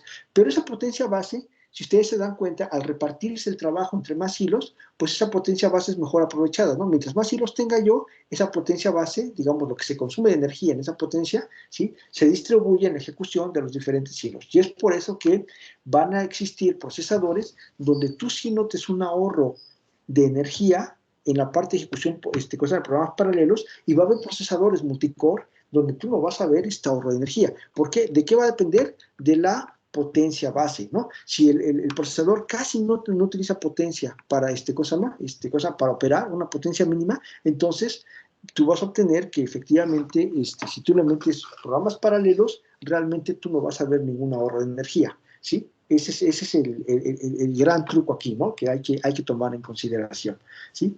Bueno, si empezamos a ver básicamente la evolución de computadoras, tenemos la ENIAC, 350 multiplicaciones por segundo, ¿sí? Después la Cray, 76, que es la primera supercomputadora comercial que salió, de 100 millones de operaciones de punto flotante por segundo, ¿sí? Son los los inventores de RISC, que es conjunto de residuo de instrucciones, o lo que le gustaba decir la gente de Cray, ¿no? Que era realmente inventado por Salomon Cray, es lo que significa RISC, pero bueno, este es un juego de palabras que les gustaba utilizar mucho a la gente de Cray. Había algunas otras aplicaciones o prototipos que salieron en el 83, que es este cubo, el que le llamaron cubo cósmico, que es una computadora paralela construida con 64 procesadores 8086, daba de 5 a 10 millones de flops, ¿sí? Esto empezó a dar la idea de que con tecnología de microcomputadoras podían construir supercomputadoras, ¿no? Ese es el punto acá, ¿no? Y después, bueno, vino un artículo de Markov en el 90, que se llama El ataque de las micros asesinas, que presenta el supercomputing, donde dice efectivamente que la tecnología de microcomputadoras se va a comer a las grandes supercomputadoras. Y esto fue cierto, porque hoy en día casi todas las supercomputadoras están construidos con nodos, ¿sí?, de servidores construidos a partir de microprocesadores o precisamente de estas microcomputadoras, ¿no?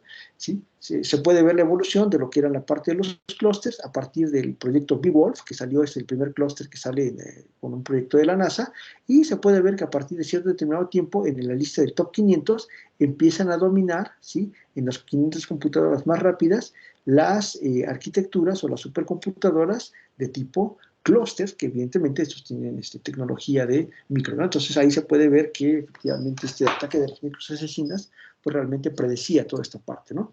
Se pueden ver varios máquinas que ya empezaron a trabajar con diferentes cores, ¿sí? Esta máquina de aquí del circa del 96 es la primera máquina que llega a ser de un teraflop, de un teraflop, y en el 2006 Intel saca un prototipo de un chip precisamente que viene con un teraflop en la parte del 2006, pero es un prototipo nada más, la parte experimental, y en el 2009, NVIDIA saca esta Tesla, que es con 48 cores de GPUs, y es la primera tarjeta en alcanzar un teraflop de velocidad. Hoy en día andan muy arriba de eso, son 20 veces más rápidas, ¿sí? Ya, alcanzan 300 teraflops y cosas por el estilo, ¿sí? Este tipo de tarjetas aceleradoras gráficas, ¿no? Entonces es una característica interesante que vienen ahí. Las tecnologías de CPUs, por tanto, ¿sí? ¿Qué es lo que tienen? Son procesadores vectoriales, hay diferentes fabricantes, NVIDIA, Intel, AMD, y la idea es aprovechar precisamente las unidades aritméticas y lógicas de los GPUs para hacer computaciones de alto rendimiento, ¿no? Entonces tenemos programación con CUDA, con OpenCL, OpenSC, DirectX, HIP. Vuelvo a comentar, OpenCL está dedicado más que nada para garantizarte tu ejecución en cierto tipo de dispositivo, pero no la ejecución más óptima. Pues si uno empieza a ver la parte de la tecnología de las GPUs, pues uno podrá ver, ¿no?, que en 85 se funda ATI, pues después viene Silicon Graphics libera OpenGL, viene Microsoft Direct 3D y empieza todo este tipo de ejecución. En 2007 NVIDIA libera CUDA, básicamente, que es a partir del proyecto 2004 de la Universidad de Stanford, de Brook GPU. Vuelvo a repetir, este elemento es el que dicta, es el que establece el modelo de programación o el paradigma de programación paralela para la parte de las GPUs, ¿no? En 2007, pues la Tesla es la primera aceleradora en alcanzar un teraflop, ¿sí? En 2009 el consorcio Cronos libera OpenCL, ¿sí? Es básicamente ahí donde se veía que pudiese venir la parte de la competencia. En 2012, pues bueno, Cray sacan cosa más, OpenACC, que es básicamente como OpenMP, pero para la parte de GPUs. Lo que intentan hacer realmente con la parte de OpenACC es que las secciones de código que empiezan a marcar ellos con sus pragma, pues la meten a granularidad fina, ¿no?, para alcanzar buenas aceleraciones, ¿sí?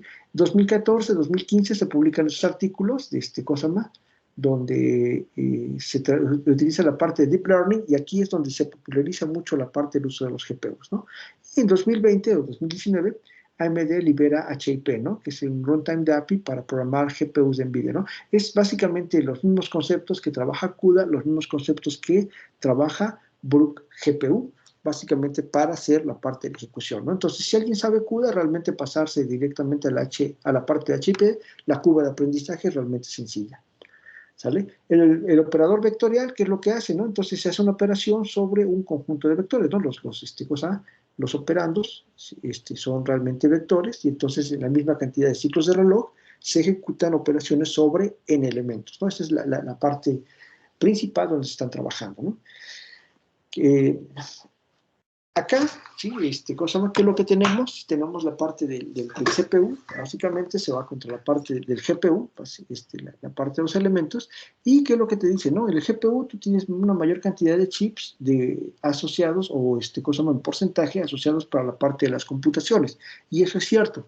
Sin embargo, también hay que tomar en consideración que mucho de las aceleraciones, ¿sí?, van a depender del tamaño del problema, y el tamaño del problema va a afectar directamente a los accesos a la memoria que se tengan que hacer, ¿no? Entonces, para algunos tamaños de problema, aquí lo que quiero decir es que para algunos tamaños de problema, a lo mejor el GPU va a correr mejor, y para algunos tamaños de problema, el programa paralelo en un multicore puede correr mucho mejor, ¿sale? Entonces, vuelvo a repetir, aquí no estamos diciendo que hay una tecnología mejor que otra, depende de la aplicación, e inclusive un factor preponderante para saber qué es mejor de ejecutar en una o en otra va a ser el tamaño del problema.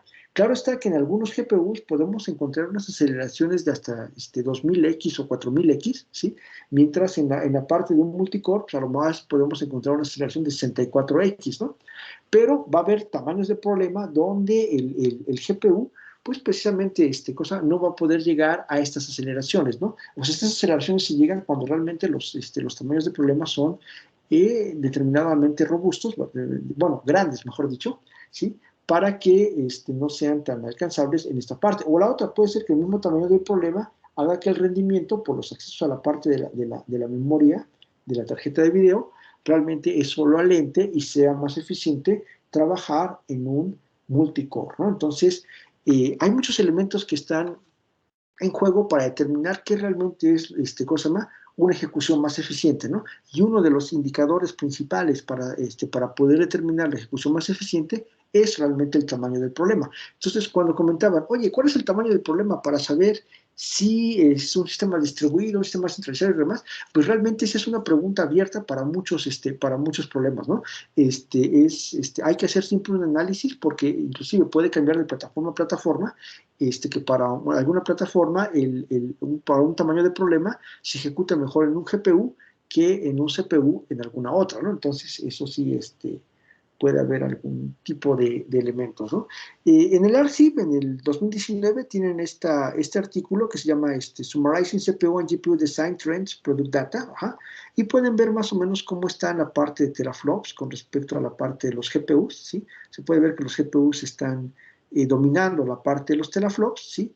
Y los GPUs, bueno, tenemos ahí algunos CPUs que también están dando ahí batalla, ¿no? En algunos puntos, ¿no? Entonces, tanto en precisión sencilla como en doble precisión, ¿no? Entonces, es una característica que viene ahí, ¿sí? ¿Cuál es la diferencia entre la parte del CPU y el GPU? Bueno, pues la baja latencia de memoria es la que va a tener una característica como el CPU. El GPU va a tener un gran ancho de banda al acceso de sus datos, ¿sí? El CPU tiene un acceso aleatorio a la parte de la memoria, ¿sí? El GPU tiene un acceso secuencial a la parte de la memoria que está trabajando. El ancho de banda que va a tener el CPU es de aproximadamente 100 gigabits por segundo, el GPU 200 gigabits por segundo en la parte del ancho de banda. El CPU va a dar aproximadamente 9 teraflops, es lo que se ha reportado en algunos Intel, y 4.23 en algunos AMD de EPYC. A lo mejor esto ya se actualizó un poquito más con las últimas generaciones de AMD, ¿sí? Esto lo estoy tomando de este artículo del 2019, eso ha pasado 2 años y posiblemente ya hay algunos mejores resultados, tanto de Intel como de la parte de AMD, ¿no? Y el GPU está dando 312 teraflops, ya es con la última tarjeta, con la Ampere, pero tomando en cuenta también las unidades, para TensorFlow, ¿no? Entonces, para los Tensor Core, perdón. Los Tensor Core que están incluidos, ¿no? No las unidades que son para propósito general, sino incluyendo la parte de los TensorFlow, puede llegar a esta ejecución. No quiere decir que todos los programas vayan a necesariamente llegar a esto, ¿no? Pero con la parte de los Tensor Cores pueden tomar esta cantidad, ¿no? 312 teraflops, ¿no? ¿Qué tenemos aquí? Aquí tenemos 10 gigaflops por watt y aquí tenemos 120 gigaflops por watt, ¿no? En la parte de la cantidad de flop por watt, este indicador que a veces lo utilizan para saber qué tan green es una tecnología que otra, ¿no?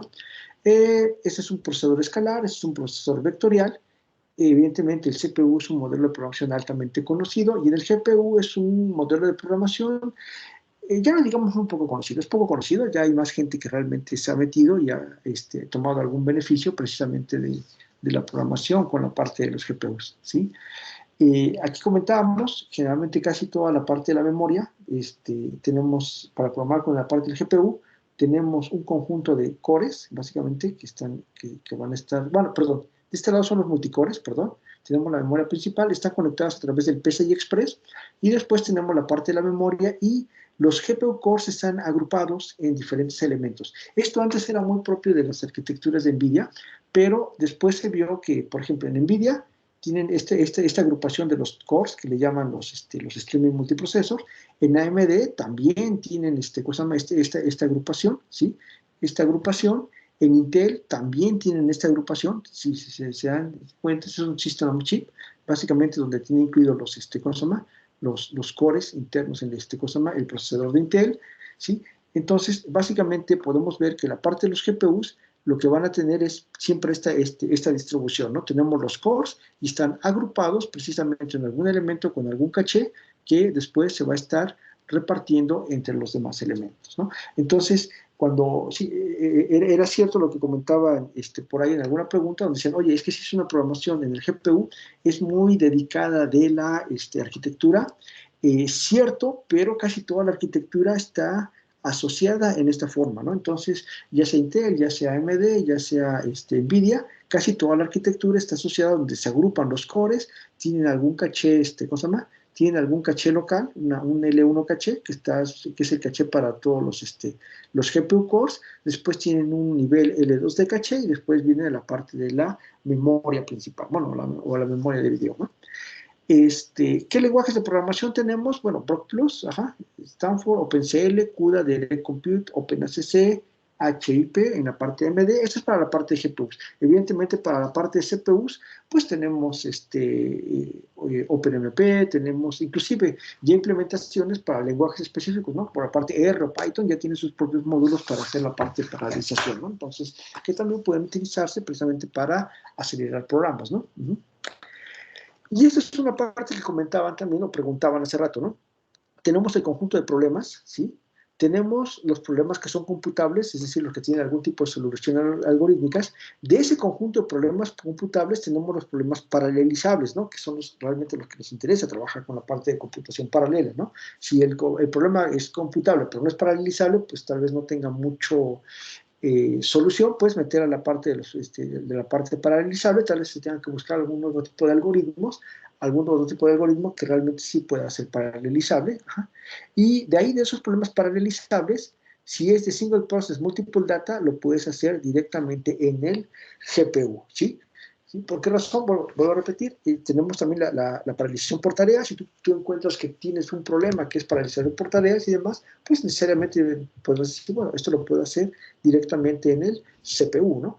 Pero si lo tienes en single process multiple data, lo puedes hacer para GPU, hacer el tipo de pruebas que tú puedas hacer, y verificar realmente si tienes algún tipo de aceleración. Y vuelvo a repetir, para ciertos tamaños de problemas, posiblemente la aplicación corra más rápido en un CPU que en un GPU, ¿no? Entonces ahí es donde vienen varios detalles, ¿no? Aquí viene un punto interesante que es lo que yo comentaba, que es lo que se está conociendo hoy en día como la computación heterogénea, ¿sí? En la parte de la computación heterogénea, podemos ver aquí de qué tan heterogéneo es hasta qué tan muy heterogéneo, poco heterogéneo. En lo poco heterogéneo vamos a poner estos procesadores, que es el System on Chip, básicamente, y algunos autores van a manejar que si yo tengo un procesador multicore, ¿sí? Y los diferentes procesadores multicore trabajan con frecuencias diferentes, pues vamos a tener ahí un tipo de sistema heterogéneo, ¿no? Porque no todos están trabajando con la misma frecuencia, ¿no? Y esto es muy común ver en algunos procesadores. Y más en específico, con los procesadores para dispositivos móviles, ¿no? Que es lo que se llaman los procesadores de tipo asimétrico. Un procesador de tipo asimétrico son procesadores multicore, donde no todos los cores son, ahora sí digamos, homogéneos, ¿no? Es decir, tienen las mismas capacidades o las mismas características, ¿sí? Va a haber algunos cores que a lo mejor no tengan unidad de punto flotante, habrá algunos cores que sí tienen unidad de punto flotante, ¿sí? Algunos cores van a tener una mayor frecuencia, otros cores van a tener menor frecuencia y demás, ¿no? Entonces, del conjunto de instrucciones no se garantiza que todos los procesadores, o todos los cores, mejor dicho, de ese procesador multicore, puedan responder o puedan ejecutar el mismo set o el mismo conjunto de instrucciones, ¿no? Entonces, es una característica que viene ahí.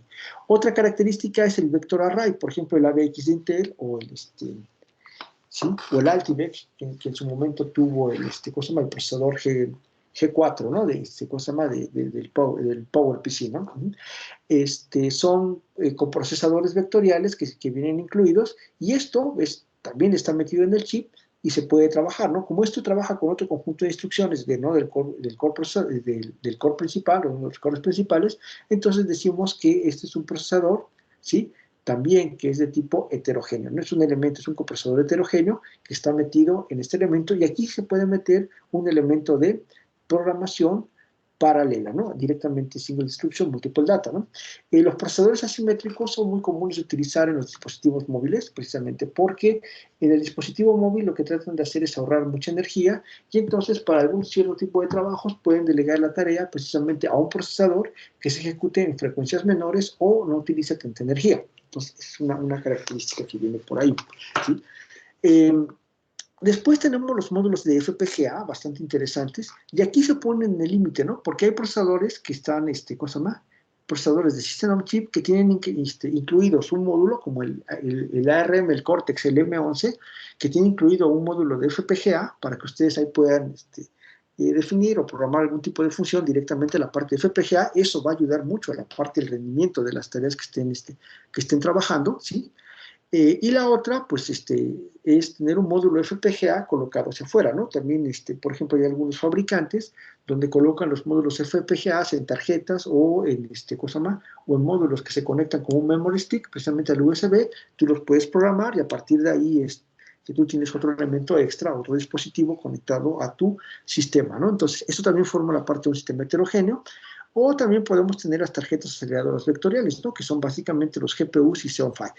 Muchas veces, por los fines de programación, se determina que va a ser un elemento heterogéneo cuando tú vas a tener en un proceso dos unidades o diferentes unidades de ejecución que van a trabajar con conjuntos de instrucciones totalmente diferentes, ¿no? Por ejemplo, si yo tengo una plataforma que tiene un procesador, un Intel o un AMD, pues sabemos que esos trabajan con un conjunto de instrucciones del i686, ¿no?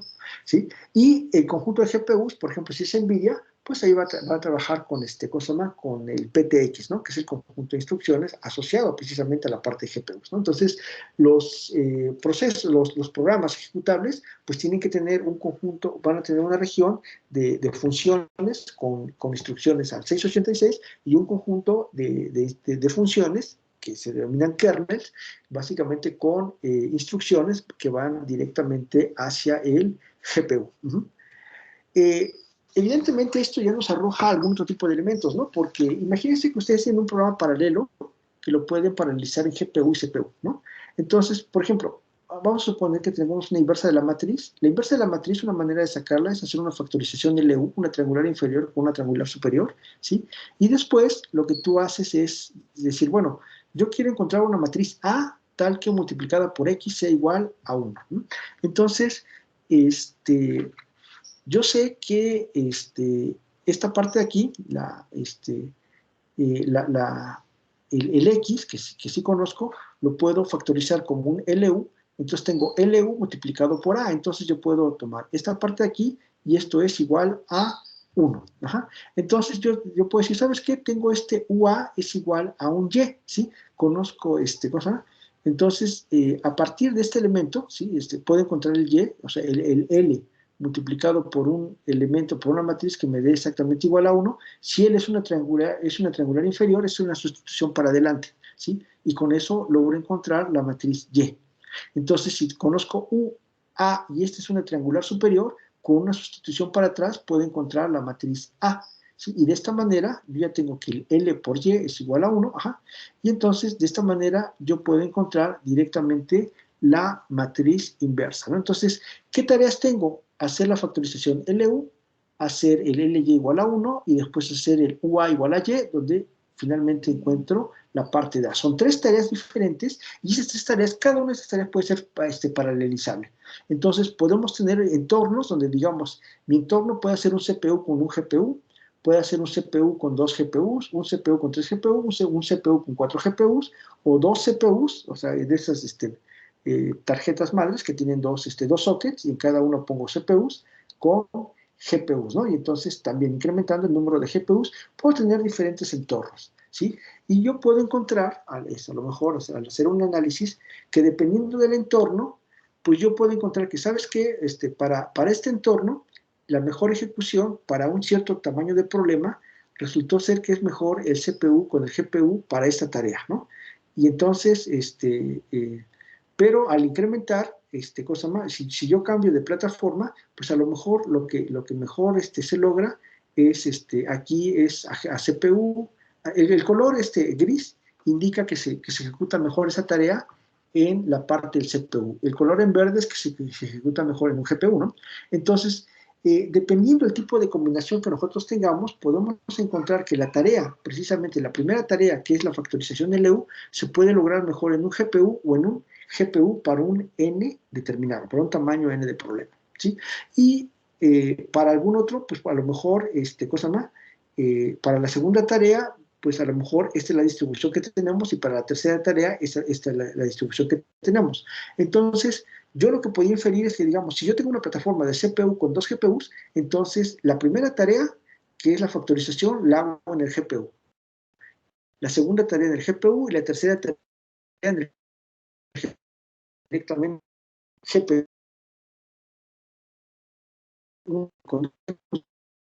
Que para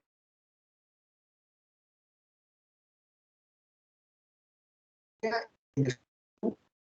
tarea,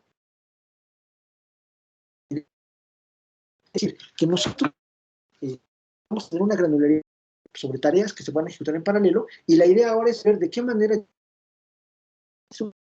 los diferentes elementos de ejecución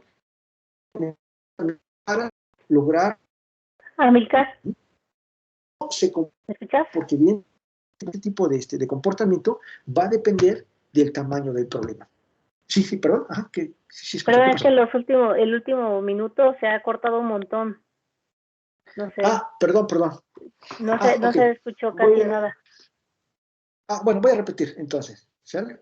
Lo que comentaba yo es que si yo tengo esta tarea, es un ejemplo nada más, ¿no? De una inversa, una matriz, donde yo detecto que son 3 tareas principales. Cada una de tareas es paralelizable y se puede paralelizar tanto en CPU como en GPU. Entonces, aquí, la ventaja que me ayuda el sistema heterogéneo es a decidir que, ya que yo tengo módulos ya ejecutables, es decidir qué tipo de dispositivo de ejecución, ¿sí?, tiene mi plataforma para poder encontrar una ejecución óptima, ¿sí? Entonces, en esta parte, en estos cuadros, el color, la celda gris, me está marcando que el CPU tiene mejor ejecución para esta tarea, que el GPU. Pero para esta tarea, con esta configuración, es decir, aquí utilizan los 2 GPUs, el tiempo de ejecución es mucho mejor que utilizando un solo CPU, ¿no? Utilizando 3 GPUs mayores y 4 GPUs, pues todavía mucho mejor, ¿no? Pero utilizando a lo mejor 2 CPUs contra 2 GPUs, a lo mejor 2 CPUs es una mejor ejecución, ¿no? Básicamente lo que está indicando esto. Solamente hasta que yo tenga, ¿no?, digamos, en este caso, en esta tarea, ¿no?, para la factorización. Para la segunda tarea, que es una sustitución hacia adelante, pues a lo mejor casi todo el tiempo se trabaja en GPU, porque es la que mayor rendimiento dio, y solamente el CPU, solamente si yo tengo esta configuración de 2 CPUs con un GPU. Si yo tengo la factorización hacia atrás, pues a lo mejor me dio este rendimiento, ¿no?, donde con 2 CPUs y con con 2 CPUs le ganan básicamente a un GPU y 2 GPUs, ¿no? Sí, ahora, si yo tengo esta plataforma, por ejemplo, si yo tengo una plataforma con un con un CPU y un GPU, entonces esto me estaría diciendo que yo primero esta tarea la mande al CPU en paralelo, ¿sí?, utilizando los cores. Después, para esta tarea la mando a ejecutar en el GPU. Y después esta tarea en el GPU. Pero si yo tengo, por ejemplo, esta configuración de acá, de 2 CPUs y 2 GPUs, aquí me está diciendo, pues, ¿sabes qué? El LU, mándalo a ejecutar a un CPU. Esta segunda, mándalo a un GPU. Y esta tercera tarea, mándalo a un CPU, ¿sí? Esto, evidentemente, va a depender del tipo de tamaño del problema y, evidentemente, de las capacidades del CPU y GPU que nosotros tengamos, ¿no? Y esto me está arrojando un nuevo problema, porque si bien la computación heterogénea me está ayudando a optimizar todavía más la ejecución de mis programas paralelos, ahora la gran pregunta es, y que es un problema abierto, que ahorita está en desarrollo, es saber de qué manera yo mando las diferentes tareas a ejecutarse en los diferentes dispositivos heterogéneos que tiene mi sistema. ¿Sale? Entonces, ¿esto de qué va a depender? Va a depender del, del tipo de GPU que yo tenga, porque puede ser un GPU de altas prestaciones o un GPU de bajas prestaciones, ¿sí?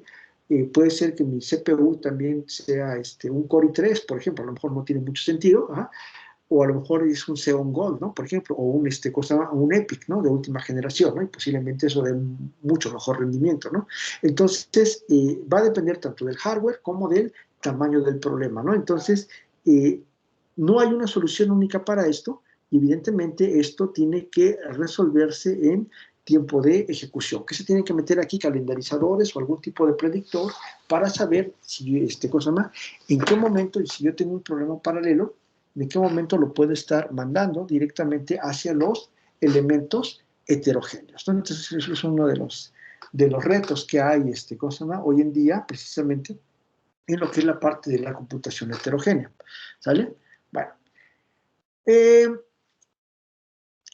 Finalmente tenemos algo que es la computación paralela híbrida heterogénea, ¿no? Vamos a suponer que yo quiero aprovechar toda la arquitectura que yo tengo, ¿no? Vamos a suponer que tengo un servidor que tiene 2 sockets, ajá, y que en cada socket hay 2 tarjetas aceleradoras, ¿no? Evidentemente aquí podemos pensar que estas aceleradoras pueden estar conectadas con un B-Link, básicamente, y esto puede acelerar mucho, o pueden estar separadas, ¿no? Directamente, ¿no? Ahí se verá exactamente cómo utilizar cada una de estas, ¿sí? Si en determinado momento yo quiero la comunicación entre los cores que están metidos entre sockets diferentes, ¿sí? Lo que más me conviene utilizar es utilizar un paso de mensajes y hacer aquí un esquema de memoria, de memoria distribuida, ¿sale?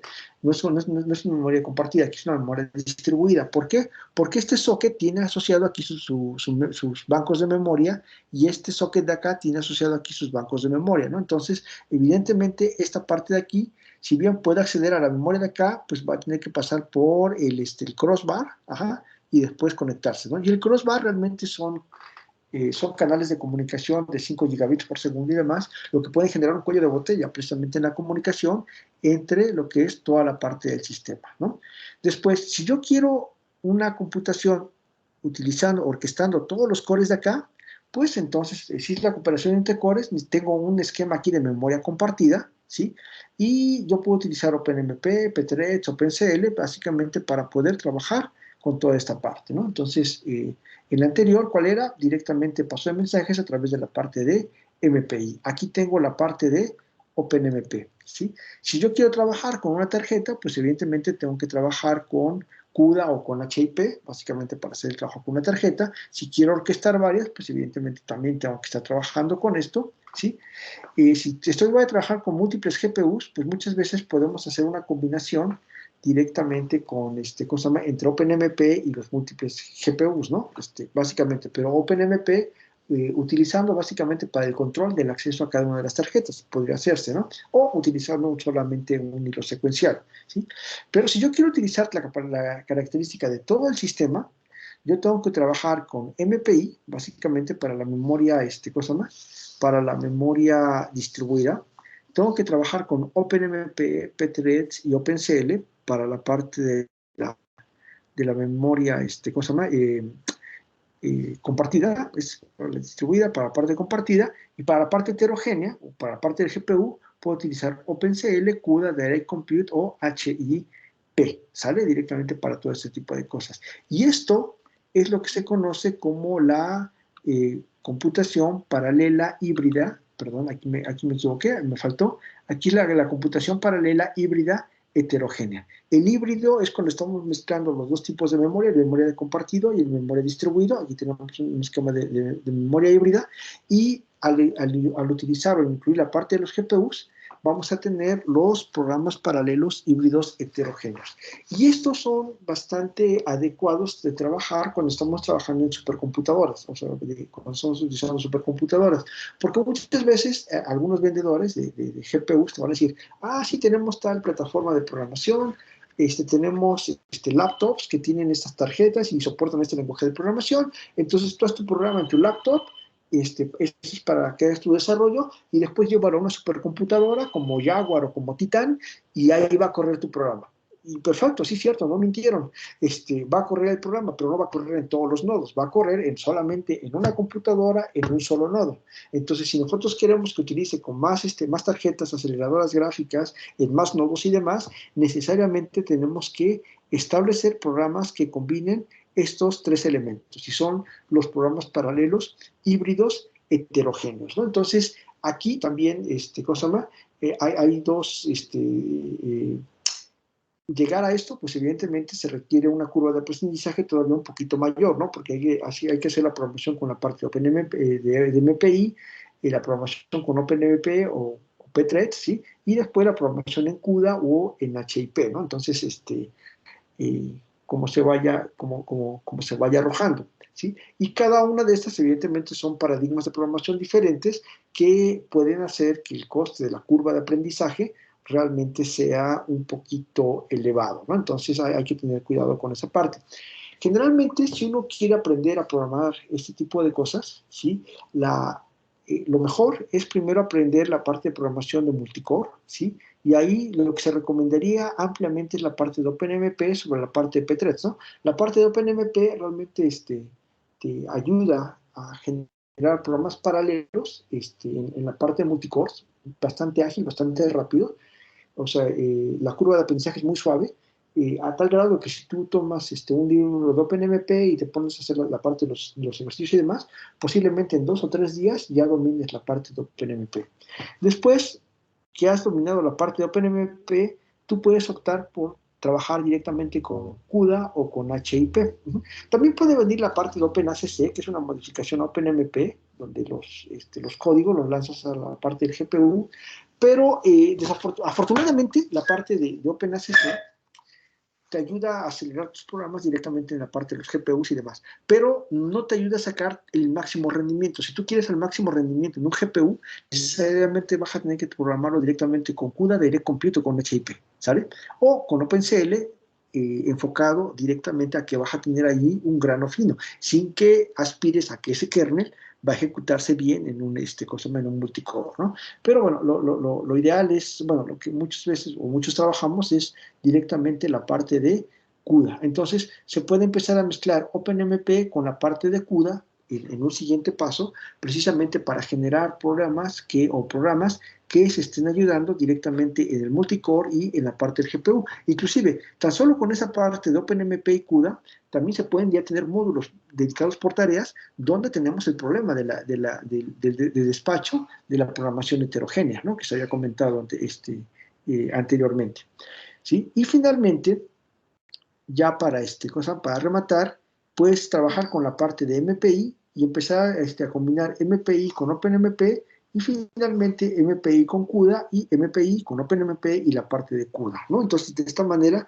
ya puedes tener dominado esa cuestión, ¿no? ¿Qué quiere decir con esto? Que nosotros muchas veces, si queremos tener un programa paralelo que sea escalable, lo primero que tenemos que hacer en la parte del diseño es trabajarlo directamente con MPI, ¿sí? Lo otro que yo dijera era para aprender a programación en la parte de programas paralelos. Pero si yo quiero ya hacer un diseño que se va a ir a una supercomputadora, que tenga que tenga tarjetas GPUs y tenga procesadores multicore y cosas por el estilo, y que sea escalable y que tenga todo ese tipo de cosas, lo primero que tenemos que hacer es pensar el programa para MPI. Una vez que se ha pensado el programa para MPI, los procesos que están metidos en la parte de MPI se pueden ir optimizando para la parte de OpenMP y para la parte de CUDA, dependiendo de qué es cada uno de los elementos, y de esta manera se puede llegar precisamente a un programa que sea escalable y que llegue a trabajar con todos los elementos de una supercomputadora, ¿no? Entonces, estos son algunos detalles que vienen. Mira, casi sobre una buena cantidad de tiempo. Entonces, bueno, llegando a esta parte de comentarios finales, ¿sí? Resulta ser que los equipos actuales tienen soporte para el desarrollo y ejecución de programas paralelos, ¿sí? Que si es adecuado o no hacerlo, pues es otra cosa, ¿no? Por ejemplo, yo comentaba que en el estudio que hicimos con respecto a la parte de energía, en los procesadores, en el procesador ARM que trabajamos, resultó ser que con el programa paralelo se consumía más energía. Inclusive encontramos así de forma analítica que en muchos procesadores ARM, cuando la potencia es muy baja, la potencia constante es muy baja, se encontraba que básicamente la ejecución secuencial era el límite inferior precisamente de energía que iba a consumir cualquier programa corriendo en esa plataforma, ¿no? Los programas secuenciales. Los programas paralelos iban siempre a consumir una cantidad de energía mayor a estos. Claro, si estás trabajando directamente con los multicores, ¿no? Directamente. Existen diferentes, pero si trabajamos ahora en procesadores con Core 5, Core 7, Ryzen y cosas por el estilo, pues ya podemos encontrar que hay factores que sí ayudan a la parte del consumo energético. ¿Por qué? Básicamente porque la potencia base es mayor a 0, pues puede ser de 15 watts, puede ser 20, 40 watts, y realmente el manejo de esa potencia, entre más cores tengamos, pues se reparte entre todos los diferentes cores, y la energía que está asociada a como es tiempo por watts, es básicamente la energía, pues el tiempo que se utilice, si se reduce el tiempo de ejecución, ¿sí? Multiplicado por esa potencia, pues evidentemente se va a ver un beneficio directo en la cantidad de energía que se va a estar gastando, ¿no? Entonces, esa es una característica interesante, ¿no? Si se empieza a ver esto. Esto nos arroja también otro detalle de los famosos indicadores, ¿no? Generalmente entre todos los indicadores es en cuánto tiempo lo hizo, ¿no? Bueno, pues lo hizo en tanto tiempo, ¿no?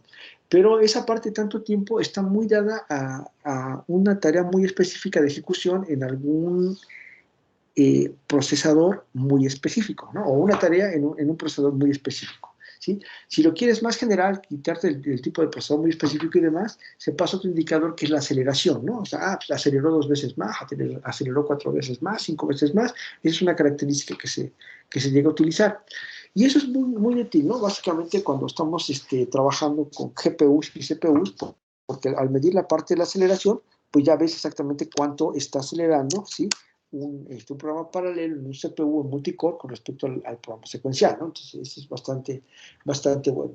Pero ahora entra en juego otra característica, ¿no? Queremos ahora hacer muy computación verde, o muy green, y entonces ahora se empieza a ver cuánta energía se utilizó, ¿no? Entonces, ya empieza a meterse un tipo de indicador que puede ser bastante interesante de incorporar precisamente a todos los estudios que se están haciendo, ¿no? Entonces, es algo que está en boga ahorita, ver qué indicador es el apropiado para trabajar con todo esto. Existen diversas herramientas de desarrollo, lenguajes e intérpretes para crear programas paralelos, ¿no? Ya están los que son de C, los que son de Java, R, Python y demás. Tenemos un montón de elementos estos, inclusive las herramientas que os había comentado antes, de Spark, cosas por el estilo, que pueden ayudar a todas cuestiones de ejecución. Las diversas plataformas de ejecución de programas paralelos reducen el tiempo de ejecución con la energía que utilizan, ¿no? Entonces, eso es otra característica y esto se traduce en un ahorro, ¿no? Vuelvo a repetir, por el modelo de potencia que tengan estos procesadores. Y, bueno, finalmente la tendencia hoy en día es utilizar entornos heterogéneos para ayudar a los programas paralelos a ejecutarse de una forma eficiente, ¿no? Entonces, esto más o menos es a grandes rasgos los elementos que hay, ¿sí? ¿No? En la parte de computación paralela, o sea, básicamente son los principios y casi las tendencias que vamos a tener en esta parte de computación paralela, ¿no? Y cosas que están en desarrollo. Bueno, por mi parte es todo. Vamos a dejar los últimos minutos para la parte de preguntas y respuestas. Si hay alguna duda muy específica además, como lo habíamos comentado hace rato, me pueden escribir directamente a mi correo, amilcar.meneses@sinvestab.mx, haciéndome la duda. Por favor, indíquenme que yo estuve participando en el taller de tal día, para que más o menos me ponga en contexto, y sepa de quiénes estamos hablando o a qué grupo, ¿no?, nos estamos refiriendo, y ya con esto me es más fácil contestar alguna duda que posteriormente ustedes tengan, ¿no? Entonces, si hay dudas o preguntas, las podemos ir contestando ahorita.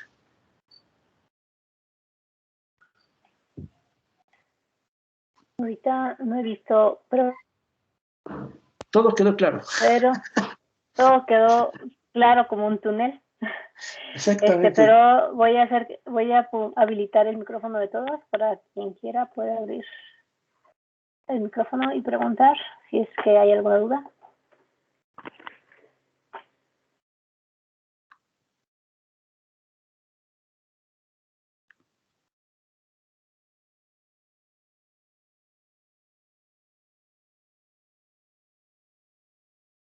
No.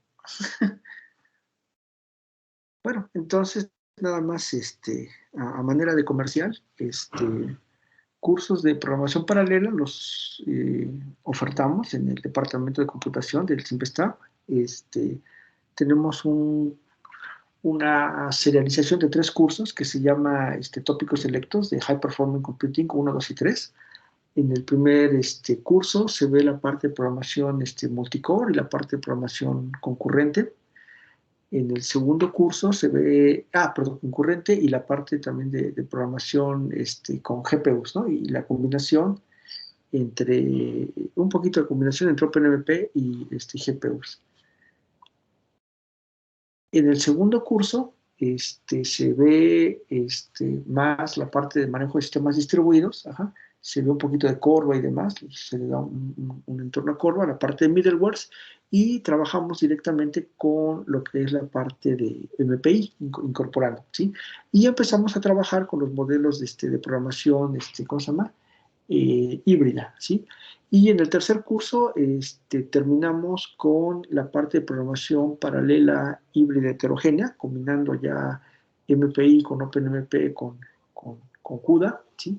Viendo todos los elementos de rendimiento y trabajando con algunas otras cuestiones, ¿no? Como son la parte de los indicadores, trabajando con revisando algunas herramientas y revisando las ejecuciones en los entornos en la nube, ¿no? Por ejemplo, que es cosa que ahorita no tocamos acá, ¿no? Aquí mucho de lo que se platicó es presuponiendo la plataforma, ¿cómo le llaman ahora? El bare metal, en lugar de una plataforma virtualizada, ¿no? Entonces, en el tercer curso precisamente empezamos a ver cuáles son las condicionantes y cuáles son las limitantes y las ventajas de estar trabajando precisamente con este tipo de infraestructura, bueno, ¿cómo se llama? De infraestructura como servicio, ¿no? Y en este caso es la parte de infraestructura y plataformas como servicio, que son plataformas de High Performance Computing, que evidentemente compañías como Google o Amazon ofertan, ¿no? Para muchos de sus usuarios, ¿no? Entonces son cosas que abordamos básicamente en estos cursos. Ya tenemos quienes quieren preguntar. A ver, primero Carlos. A ver, ¿Qué tal, doctor? Mucho gusto, Carlos Juárez. Claro, mucho gusto. La verdad que estoy muy interesado en los cursos. La pregunta es si los cursos son para egresados propiamente del Simvestab, porque yo soy de Tabasco y no sé si tenía el acceso a los cursos. Y si la respuesta es que si pudiera, me gustaría saber más información acerca de los cursos. La verdad que yo no manejo mucho la computación paralela, pero se me hizo muy interesante.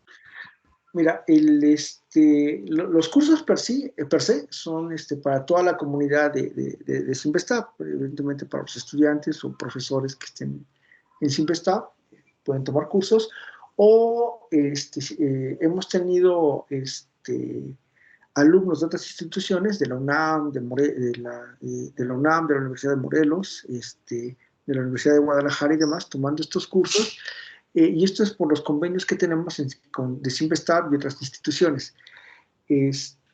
Actualmente estamos, bueno, el jefe de departamento nos ha hecho una solicitud muy explícita precisamente de poder ofertar estos cursos hacia afuera, hacia terceros, precisamente, y estamos en ese proceso para ver cuál sería el mecanismo precisamente para poder, ya tener una oferta de estos cursos hacia terceros, precisamente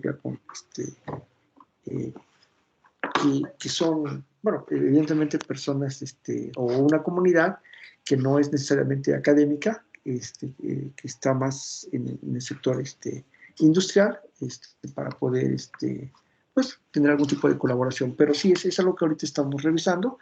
Si usted me manda su correo y demás, podemos darle un seguimiento para ver cómo quedaría esta parte. Pero sí sería factible poder, ¿cómo se llama?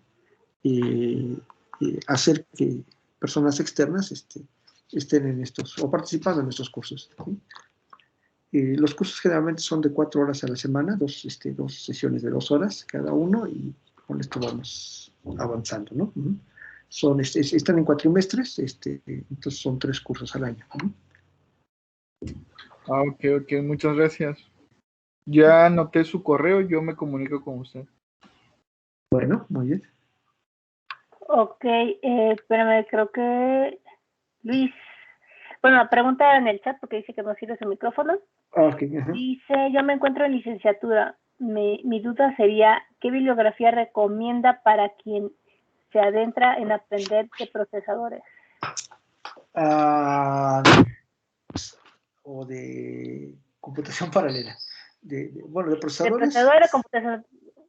Bueno, tal vez un libro muy bonito es el libro de Michael Quinn, de programación paralela con C en OpenMP. A ver, déjame ver si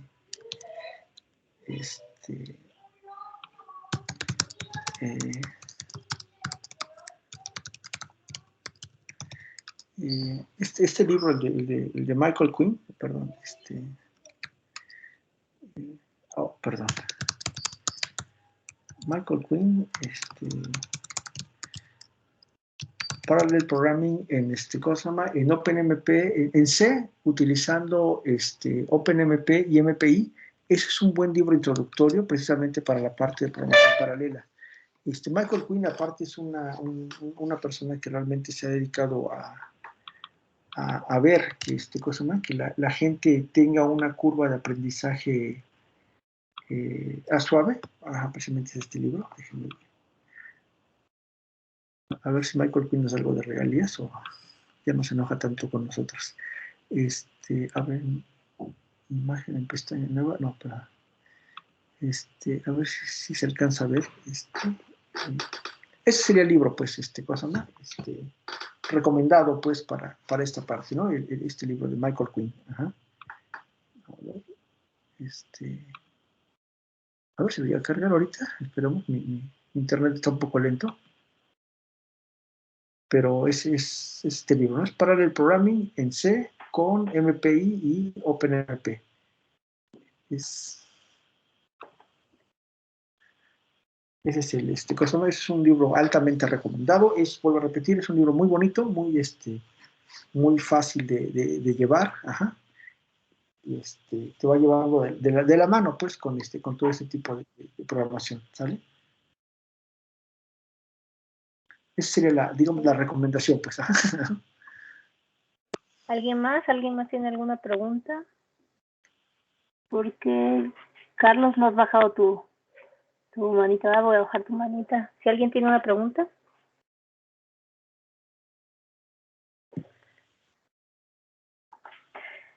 No, solamente veo aplausos y manitas arriba, muchas. Entonces, déjame. Creo que ya. Creo que ya, bueno, pues. Ya se cansaron. Ya, voy a dejar de compartir pantalla. Creo que ya, ajá. Y ya, queda así. Entonces, bueno, por mi parte es todo. Les agradezco mucho su atención. Espero que les haya sido de utilidad. Y bueno, entonces, cualquier cosa, pues ya tienen mi correo y demás para cualquier duda o aclaración posterior, ¿no? Pues muchas gracias, Amílcar, por tu tiempo y por el tutorial que nos acabas de dar. Bueno, espero que sea de utilidad para la comunidad. Sí, claro. Y bueno, pues todos están invitados para nuestro próximo seminario, CC, que el próximo seminario lo va a dar el doctor Carlos Cuello y se llama Metaheurísticas Bioinspiradas, resolviendo problemas como la naturaleza lo haría. Así que yo les puedo asegurar que va a ser muy interesante y pues los invito a todos a que asistan, así como hoy. Y pues ya, muchas gracias. Pues bueno, hasta luego y pues gracias.